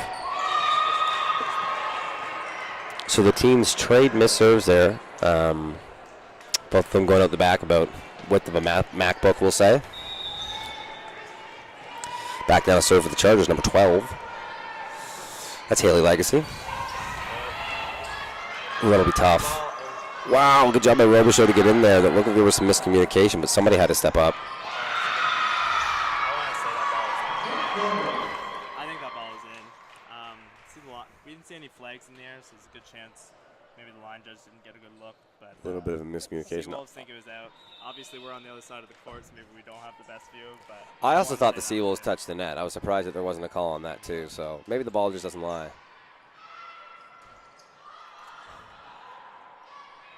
It's a really nice approach by Haley Wilson.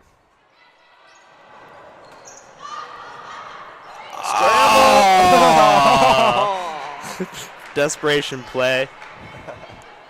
I don't know if I've ever seen We had like 3 or 4 bodies on the ground, everybody trying to get a hand on it. Takes 2 big straps at it and just falls and comes to a dead stop on your back.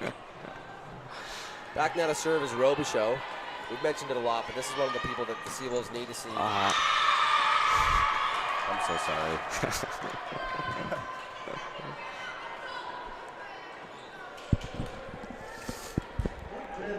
Back now to serve, Gracie Andow. Gracie Andow's had a lot of really nice moments so far this game.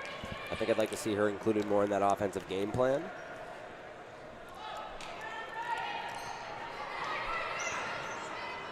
We'll see a pipe ball there. That's going to go just out the back. Flag in the air.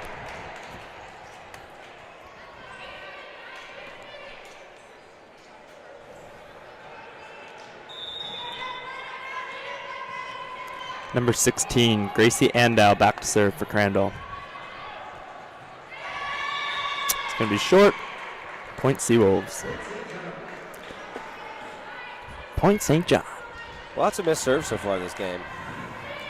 Yeah. Not the most spectator-friendly way to score points in this game. You'd rather see some rallies.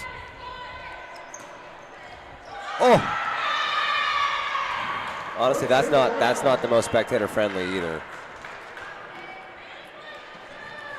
What is it that phenomenon is called, hitting the table like that and trickling over? There was a term for it. Puerto Rican sunrise. Yeah. Not a sunset. No, it's just raising. Great set. Great swing, high off the block. Yeah, really nice high contact from Haley Wilson. So now it looks like Haley Wilson's out there in a right side role, as Maddie Robson and Sydney Flower are now back into the middle positions. Yeah. Sydney Flower never got supplemented, but Robson took the last set off. Nice high hard swing by Blanchard, but she isn't able to get it to tail down there in the back corner and St. John going to take that one. Now going up 6-4 in the fourth. This is shaping up as a 5-setter, isn't it? Yeah. The Seawolves on the season have won, I believe, 18 sets, and I believe they've lost 18 sets. Oh, it's going to be out. Bit of a party ball opportunity for middle out of Crandall there.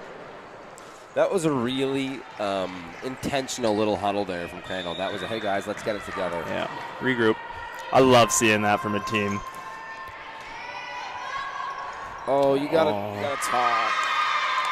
And so that one there, often we hear our coaches telling our setters, call help, and everybody else, if you don't hear help, it's the setter's ball. And it looked like we were waiting around for number 2, the setter there, to call help, and maybe a bit of a miscommunication. I know as a previous setter, sometimes it's hard to kind of... You want to get there. Yeah, it's hard to call help.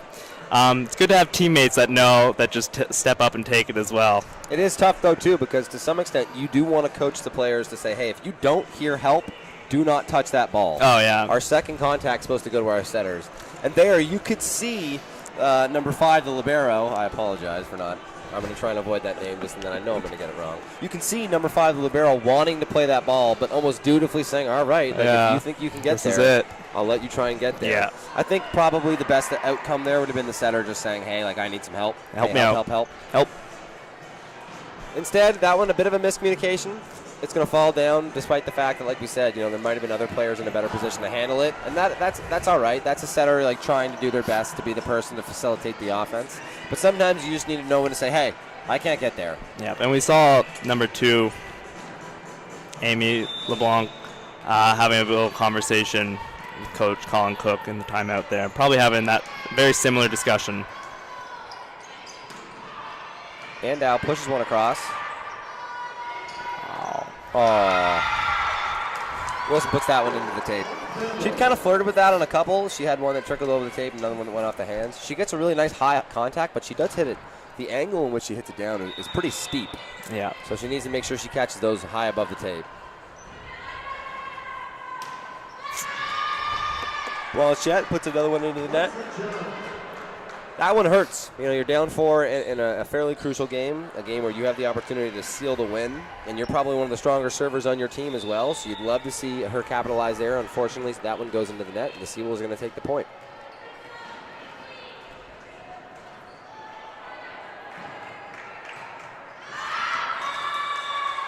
Haley Wilson isn't able to find the court there. That one's going to skate out the left side.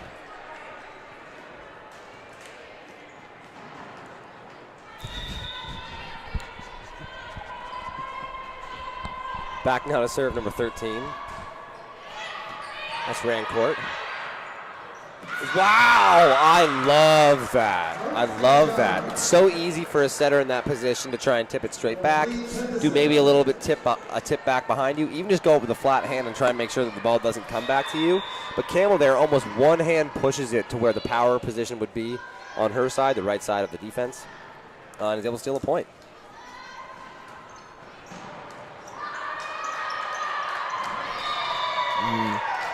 See a strap hanging down from the basketball net there. Bro with a nice serve. Really unfortunate if the ball went up and caught that. That'd be considered out of bounds. That would be out. But on the flip side, we have a wire coming down from the other basketball net, so I guess it's an even playing field. If we were playing in America, that would be fine. Ooh. Really nice swing there from the middle by the Chargers. Bro wasn't able to handle that, and Chargers going to steal that point. So Chargers still totally in it. Only down 4 with a lot of points to go. Back now to serve for them is Amy LeBlanc. Going to need to put a couple in here. You don't need to win on a serve per se. You don't need to win it with your serve, but you need to get this in so your team can have a chance. And that's exactly what she does. She says, I don't need to win it on my serve. Well, I'll do it anyway. Yeah.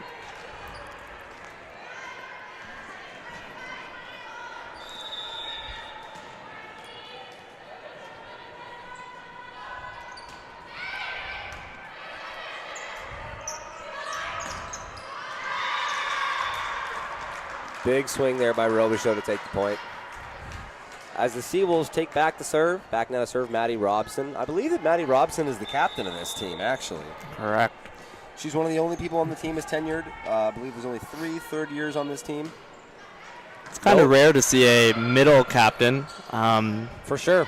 Usually it's one of those outside hitters, just in that they interact with the ball a whole lot more during the game. Yeah. Same with having a setter captain makes a whole lot of sense. You know, they facilitate your offense. Yeah, one of the issues that comes along with it is that in volleyball, you need to have a captain on the floor at all times, somebody that can communicate with the officials. And so when a middle is the captain, you actually have to designate somebody else on the team as a floor captain. So there's always somebody on the court that can communicate back and forth with the officials. And you might even be able to see that too. Usually when Maddie, like as she is now, is stepping off the court. Oh, she isn't actually. So they're gonna Bamboozled. Usually though, when you see the middle step out there, someone will look to the ref and kind of indicate, hey, I'm going to be the court captain here. So you have a regular captain, and then you have your court captain. Ooh, interference called. Some confused faces from Crandall. So there's That's one of those There's calls. a lot that goes into this. So first off, any contact that a player makes on the Crandall side there, if their back court is completely illegal. If their front court, they're allowed to, control their space. But if they interfere with a ball that isn't at all over the tape on the St. John side, it's an interference call. Yeah. And that's one of those calls, I would say 98% of the time that an interference call is called, the other team's questioning it. It's almost dutiful. Yeah. It's like you might know for a fact that you interfered, but you just need to hear the ref say it. Yeah. Make them tell you. Yeah. That's a tight pat. And we got some chaos. Oh, wow! Wow! there's an argument to be made there that would have been a back row attack from the setter number 2 on Crandall when she volleyed it over. Yeah. It's possible that maybe Just because she was in the air? Well, so because the ball wasn't high, maybe the ball wasn't completely above the net when she volleyed it over. Right. There's an argument there that maybe it was clean. But being that she's a backcourt player, she needs to be cognizant of the way that she interacts with the ball in the front court. Yeah. I'm really, really impressed by the way that Jane Campbell and Sydney Flower, the chemistry that they have on off-ball timings, and the trust that they have on each other to be in the position. Because a lot of those sets, too, it's like you're almost setting it without really knowing where your middle will be or if they're in position. And it's a lot of... Typical. Of course. They do a great job finding each other back-to-back points on off balls where they didn't even see each other, and then they get a 3-ball and they have their opportunity to run it, and they completely miss it. I'll take responsibility for that one's on Luke, folks. Is that up? Oh! I didn't hear a whistle. I don't know. You think that hit the ground? I don't know. It was kind of out of the corner of my eye. That would have been. Can't really make a. That would have been a fairly delicious moment, having a whole team huddle for the point and the ball drop behind in the win. Wow, what a serve! Be a hustle what a here. chase. Oh, good try. Great effort. Yeah, to some extent, live to fight another point there. Yeah. You could lay out and dive into the benches, but you're down 6, and there's definitely, if UNBSJ wins, it's going to be another set. Yeah, not worth it. Most We're times really, trips really to the nice hospital serve. are not worth. That would have been a hospital pass for sure. That one actually hit the antenna on its way by. Which, as we know now, Out of bounds.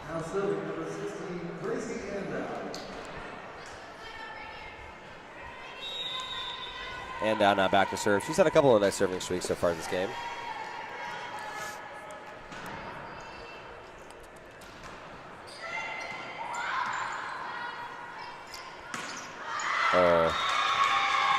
That's a really, really nice push there by, I believe it was either Gendron or it was Robichaux, but Wilson isn't able to find it.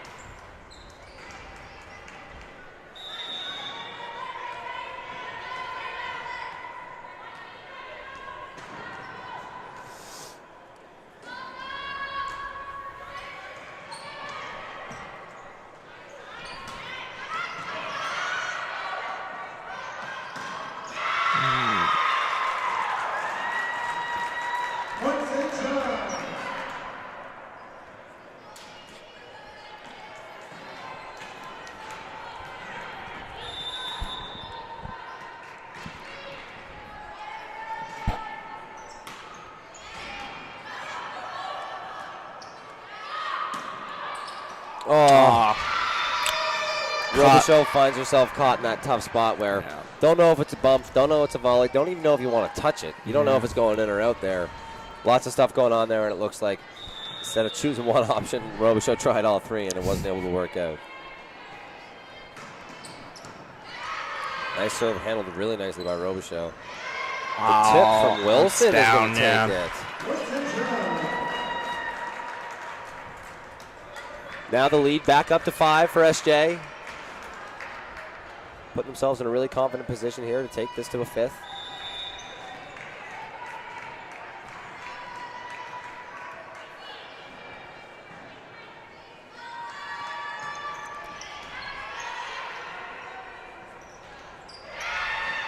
Up!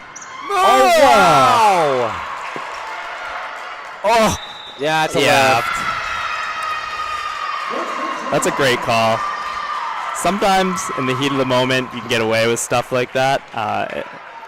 So what happened was number 2, Amy LeBlanc, went to do another two-hand volley behind the back tip, which she's had success with in the past. And unfortunately, she changed the direction of the ball a bit too much with her hands, resulted in a carry. It's a great swing. There's that setter communication. Didn't hear help from Jane. And you know what that means. Yeah, it's her ball. 20-14 now. The front court. See, look at this. Look at Jen River now. She's completely turned away from the court.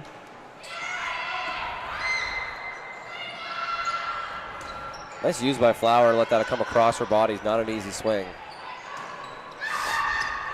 Oh, it was close. So do you think serving on her, if she's completely facing the other side of the court, couldn't you serve it? If she's facing the right-hand side, couldn't you serve it to your left-hand side? Try and serve that seam. She's got to turn 180. You imagine that her first move is going to be that turn towards it. So if you could actually keep her maybe even on the right side, the side she's turned towards, so she can't get her shoulders around to the setter, that could be tough too. 15-21. And this is kind of that tough position where you have a team that's, I believe the Seawolves are 4-5, and I believe that the Chargers are 1-8. It would seem like this is shaping up for a classic, good-fought battle, head into the 5th. Seawolves at home, steal one. Just being how the teams have played so far leading into the season.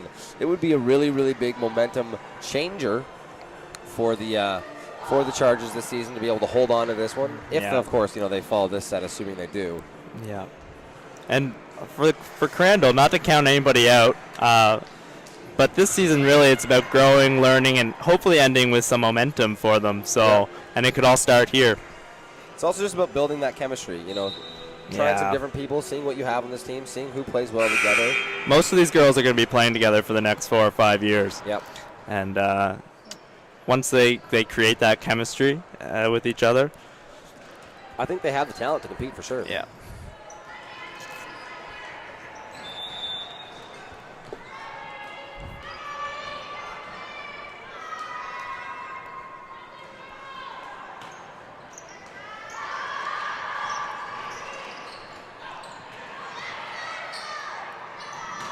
Flower going to get that C ball again. Really well struck, but handled well by the Chargers. Oh, that is just going to sneak over.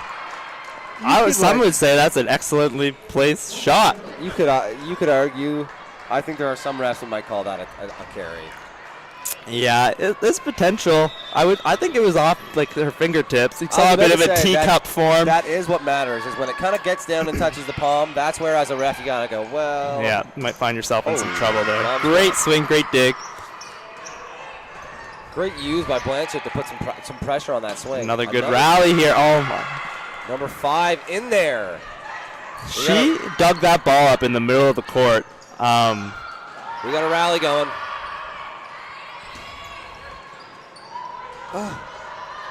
Just going to have to push it over. Oh my goodness. Wow. What a rally from both teams. Really, really nice effort there by the Chargers to stay in there, dig up a couple of huge swings from Robichaud and steal the point.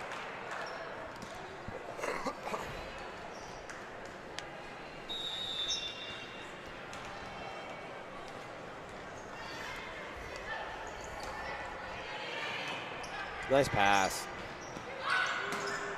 Oh. Great swing. Maurice not able to field that one after a couple of really nice digs in the last one. Robichaud finally gets the better of her. And now Maddie Robinson back now to serve.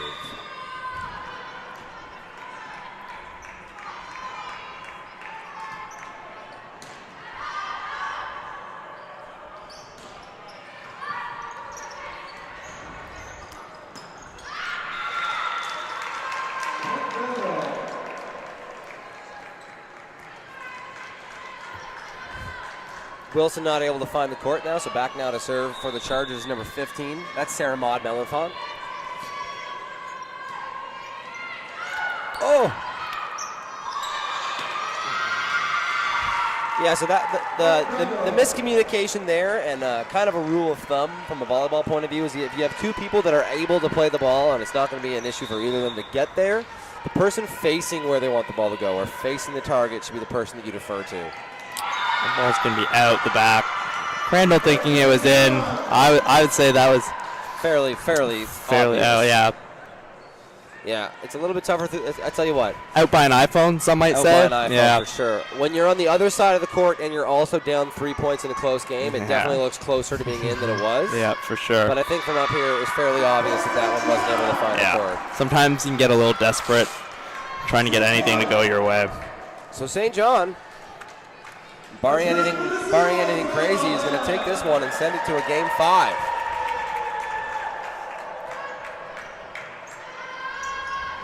Oh, what love to see another day.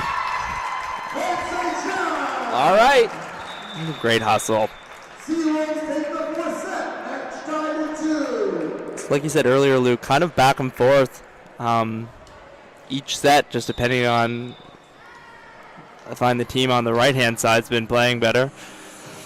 But so we'll see how this goes in the 5th set. See if anybody can rally, have a little bit of discipline, and close this game out.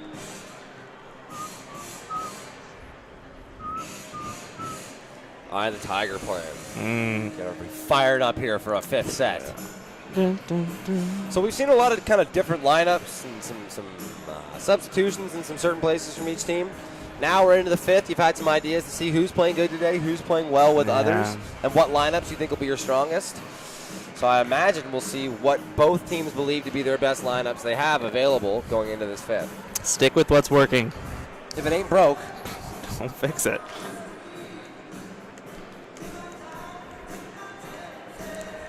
Following this game, we're going to have some awesome men's volleyball action. The UNBSJ Seawolves men's team will be taking on the St. Thomas Tommies. I believe St. Thomas is, if they're not first in the league, are they second? They're 7-2. They're first. Right behind them is USA, also 7-2. USA has played incredible this year. For what people, a story. I was just saying, for people that aren't very familiar with the USA program, I mean, I guess it comes in waves. Before I was familiar with the ACAA and their program, they actually had a couple of really, really successful seasons and some great players come through the program. Then they had some years for 3 or 4 years where they didn't have they had a tough time bringing in some of the recruits that they were targeting, and they weren't able to put out the product I think that they wanted on the court, I apologize. But they've done a great job recruiting and continuing to build the talent that they have in-house. In the last 2 years, they have really come on as one of the powerhouses in the division. Yeah, they're really building a program over there. Lots of talent on that team. Yeah.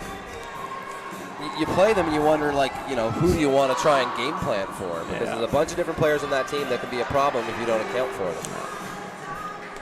them. The Tiger getting everybody fired up. Just so excited. 5th set of volleyball on a Saturday afternoon. Anything can happen. Wow. The home crowd getting fired up here. For those that don't know, for the 5th set in volleyball, you don't switch sides at first as you would typical in between sets. So remember I was saying that teams that are on the right side of the court today have been winners. They're going to try and mitigate that kind of advantage or that kind of, that variance. Halfway through the 5th set, these teams will switch sides. And by halfway, we mean the first team to reach 8. And it's a bit of a mini win. The team that reaches 8 first, the team that, dictates when you switch sides, you carry a lot of that momentum to the other side. And that momentum matters because you're not going to take any time to go to the bench. You're not going to take any time to get a water break in the switch. When you switch, you go right back onto the court. Yeah, often you hear teams trying to focus on the smaller picture. That's a loss of serve. Should be. We're going to get a whistle for a reserve. Let's everybody. So what happened? The buzzer just went off when it probably shouldn't have, right in the middle of serve. So we're just going to take a reset. The ref graciously allowing everybody to reset. Yeah. Robichaud, the great swing off the hands. Adds to her leading kills. And so we see UNBSJ going with the lineup of Haley Wilson in the middle. Haley Wilson will be playing right side, actually. Oh. She's up there with Flowers. So it looks like that Coach Colin Chambers liked the reps that he saw from Wilson. Oh, so what you're seeing is another Knackwicker, Sophia Sad, coming in the back row. And I don't know if she's been in yet this game. Is this? Remember how we said, we've seen X amount of people so far, and this will likely be the best lineup? It could be that, maybe Colin Chambers wasn't happy with the performance he was seeing out of certain people at that position and thought, you know what, it can't be worse than what I can get out of, these substitutions or, some of the other players in the team. And so I believe I agree, for the first time all day, Sophia Sad, first-year middle out of Nakawik, is going to find some court time. And that can be tough, too, sitting on the bench for a whole game, coming in the 5th set. When it matters most. Cold. But Sophia Sad has what it takes, and this is just a picturesque start for the Seawolves. Yeah, when we talk about focusing on the smaller picture, just little things, forcing the other team to take the first time out in the 5th set, going up 4-0 in the first set, the first to 5. Once you get to 5, maybe the first to 8. You get to 8, you switch sides. Okay, let's get to 10. Next thing you know, you're working for that 15th point, I mean, in case you guys aren't familiar, this 5th set is only going to go to 15. It isn't a full 25-point set. So being up 4-0 like this early is way more impactful when you don't have that much room to eat up that deficit.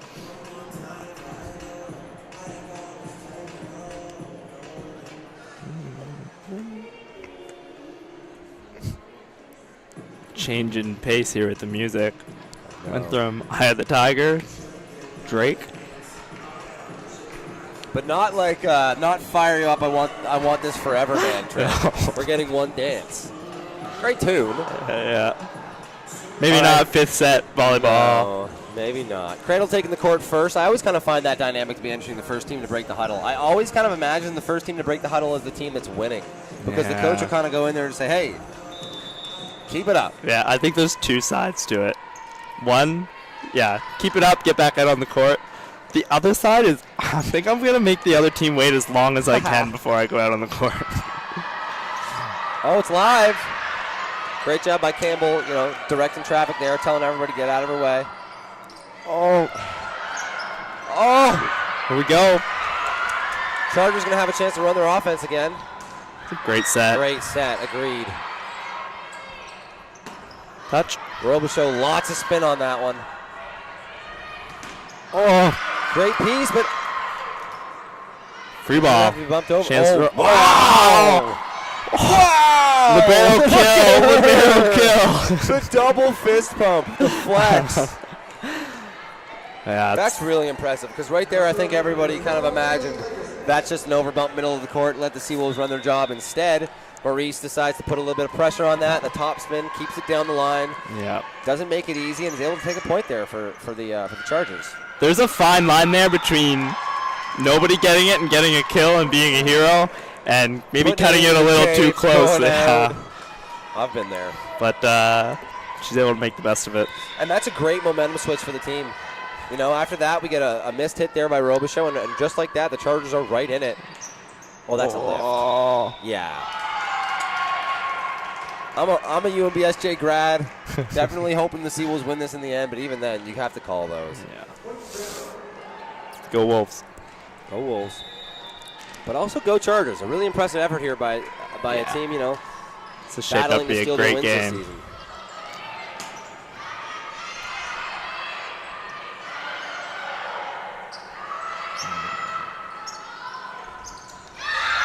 Oh, wow. Great use by Haley Wilson in a situation where there wasn't a whole lot of great options on that. was fairly high, and it was getting out to the antenna before I think Wilson was able to really get herself situated for that swing. She's just basically able to touch it, but luckily for her, it hits the Crandall opposer's hands, and it falls out of bounds.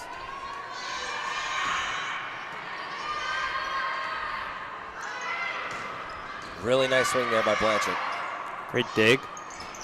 Oh, wow. Great dig, but a great job there by St. John. Relying on their big hitters down the stretch here. That's Sophia Sad, fresh off the bench in the 5th set. Able to get outside the block for a cross-shot kill.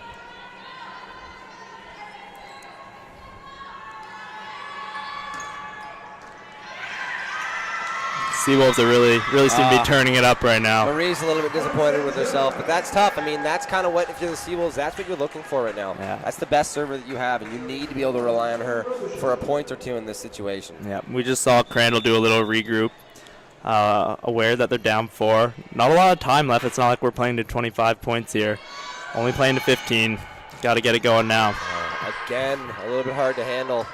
Live to see another day. Soft hands. Wow. Oh. Great job by the Seawolves. And the Seawolves take an emphatic 8-5 lead to the split. This is what we talked about here. Sorry, yeah, 8-3. 5-point lead. They're going to go at the back of the court here. They'll rotate clockwise. Or sorry, they'll rotate counterclockwise. And then just retake the court.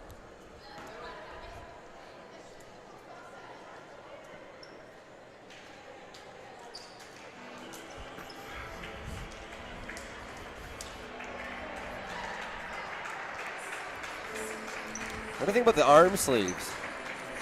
I don't know. I've never really understood them. I'm sure lots of people do it, so I'm sure most teams in the league, at least in the women's ACAA, have the sleeved jerseys.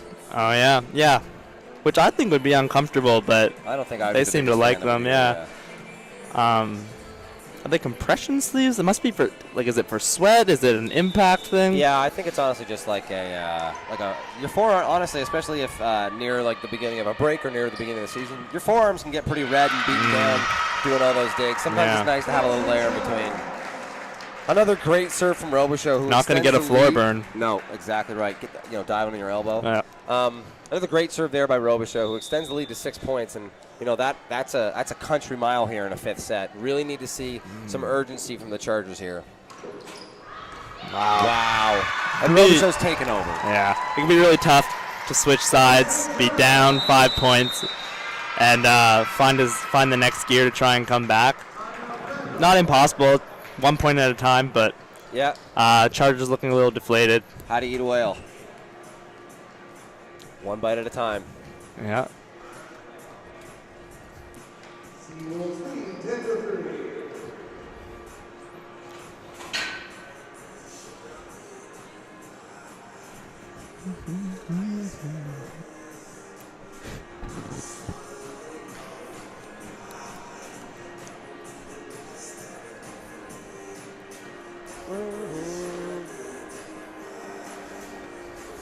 Ten 3.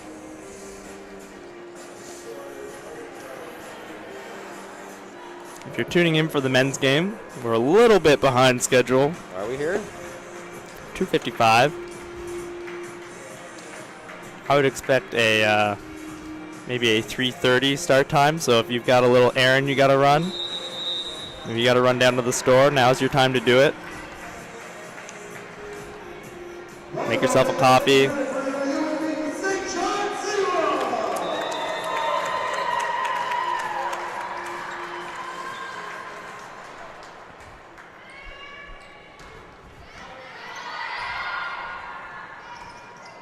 There we go. 1 point at a time. Crandall getting a little fired up.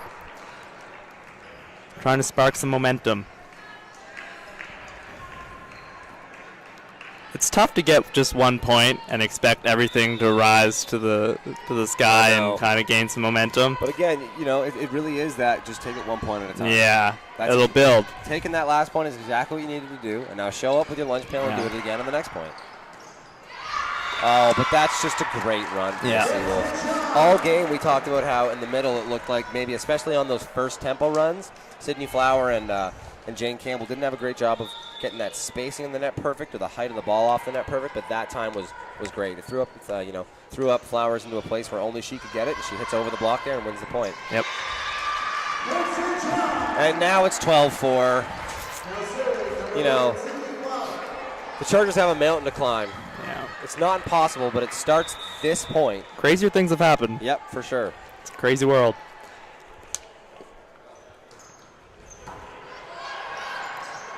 Dirty ball. Okay. You'd like to see maybe a middle or a power run there. Great swing by Haley Wilson.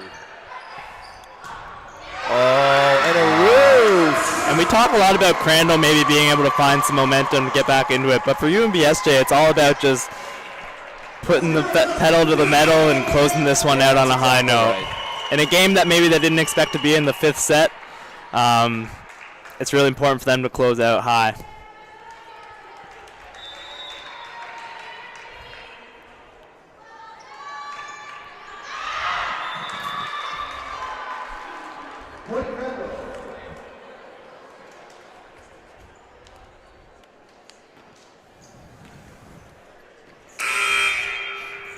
Back in that serve, Blanchette. If there's one person that they probably want to have serving right now, it's Blanchette. She's got a real strong spin serve, and she's able to get a piece of it.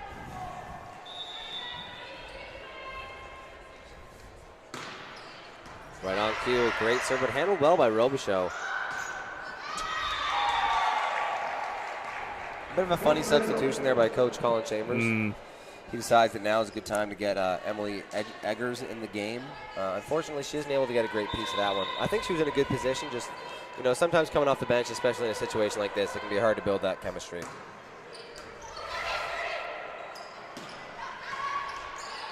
Oh. Wow. Wow. Oh. I mean, all right. Here we are. 13-7 is, it's not impossible, and 13-7 can become 13-9 really quickly. Yeah. No errors for Crandall here. Great serve. Leave room for Little UNBSJ to earn one. Oh, okay. Yeah.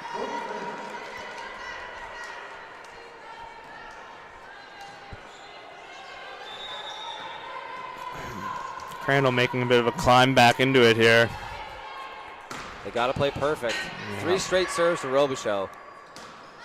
It's going to be out. Here we go. We'll see. Colin Chambers going to take a timeout here. Just like that, like you said, man. 13-7 becomes 13-9 quickly.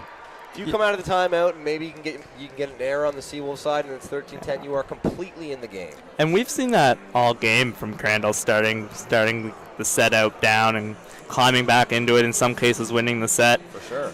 The 5th set, There was of a course. stretch in the first set where Crandall rattled off, 10 out of 9 straight points. 9 out of 10 straight points. Yeah. So definitely doable. Yeah. And, to some extent, if you're the Seawolves, there's probably a little bit of you that thinks, okay, like, this is doable for them. Maybe there's that little bit of nerve setting in. A little bit of panic, yeah. On the flip side, if you're the Chargers, of the 10 games you played this season, you've won 1. Unfortunately, you're at the bottom of the conference, but by that same merit, there's a little of, we got nothing to lose. Nothing to lose. Why couldn't they walk out of here with a win today? Is this a why not us moment? Blanche has been serving really well, keeping the pressure on. All she needs is one of these to have a lot of topspin and drop here in front of Robichaud to really put her team in a game. Did a great job just keeping that in there. Wow! Wilson down the stretch has been very impressive. Great timeout by Coach Colin Chambers there. Yeah. Obviously sparked something in his team. And that's how you reward Haley Wilson for her swings down the stretch. You take her out of the game. Get her out of there. Yeah, no. Likely being maybe there's some concerns around her serving consistency, so they're going to go with number 8 instead. That's Amy Carey. Huge swing. Normally see Amy come in for that double sub with the setters. Yep. In this case, she's just coming in as a serving asset. Not the place you want to be in if you're Crandall, but also it's not over here. You don't need to get 6 straight here. All you need is 4 to put yourself in the game. Oh, it's wow. up! All right. And well, Rolls the step out the back. One at a time.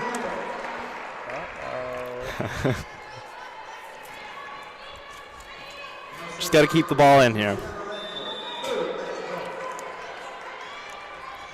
just got to keep the ball in. Oh! The tip again. See if we can get some pressure on the Seawolves here. It's a good swing, but handled really well. And pipe. Oh, wow! What a block. Sea-ball not wow. Wow. Maybe not something you, setter Jane Campbell may have forgot that Haley Wilson wasn't back there anymore. No. Typically wouldn't see Amy Carey get set, or would she have much experience taking reps, swinging reps? So unfortunately, it's a short term there from Emily Eggers. Number 13, Sophia Sad, going to come back into the game. Number 13 now serving for the Chargers. Last time this hit the tape, these serves just need to go in, especially in a situation like this where you can't let the team score another point.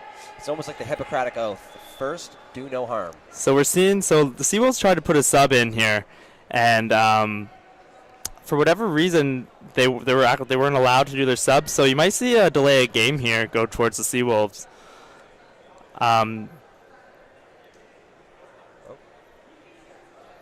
Ooh, wow. I'm not sure why they weren't allowed. They may have used all their subs for the set, but they've only had one sub. Was the whistle already It blown? may have gone after the whistle. It looked like Colin Chambers was on top of it. Yeah. It looked like as soon as that point ended, he knew what he wanted to do.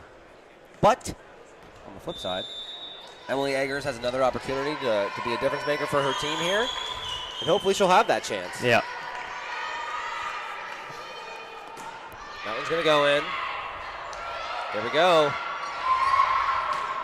Out the back, it's 14-13. No touch. Wow! Did you think there was a touch? Well, some of the people on UNBSJ were looking for it. It could have just been that. I think it's one of those desperation things. Out of bounds. Yeah. Well, hold on. You start fishing, maybe you'll catch something. Someone touched it? Yeah. Yeah. This one's got to go in. The Chargers right in it. It's in there. It was a great serve. Handled tough. Oh. Nice push. Oh. Yeah! What a swing. Wow. Great job. When the game was on the line, the Seawolves lean on their leading killer. Emily Robichaud. That's Emily Robichaud. She's gonna add another kill to her list, as she's she's a leader in the league in kills. If you're the Chargers, I mean, a great effort, an awesome effort against a team that's doing pretty good in the league. Obviously, we're still following along some of the protocols that came into effect with COVID. So no handshakes, but a good round of applause from both sides for the effort from the other team. Yeah, that was a great game. Obviously, the Chargers have to be happy with their effort. They were right in it and had every chance to win. But again, eventually something's got to give. I think obviously there'll be a little bit of disappointment because they were right there and so close. But congratulations to the UNBSJ team, making it back to 500 on the season. They're now, I think, 21-20 in sets on the season and 5-5 for full games in the season. So a good win for them. I think they'll be back in action again tomorrow. During the men's game, we'll make sure that we clarify who they're playing again tomorrow and if it is the Chargers. But we're gonna give you a little bit of time to go to the bathroom and get some snacks before the men's game here. Thank you for joining us in the booth. I've been Luke O'Grady.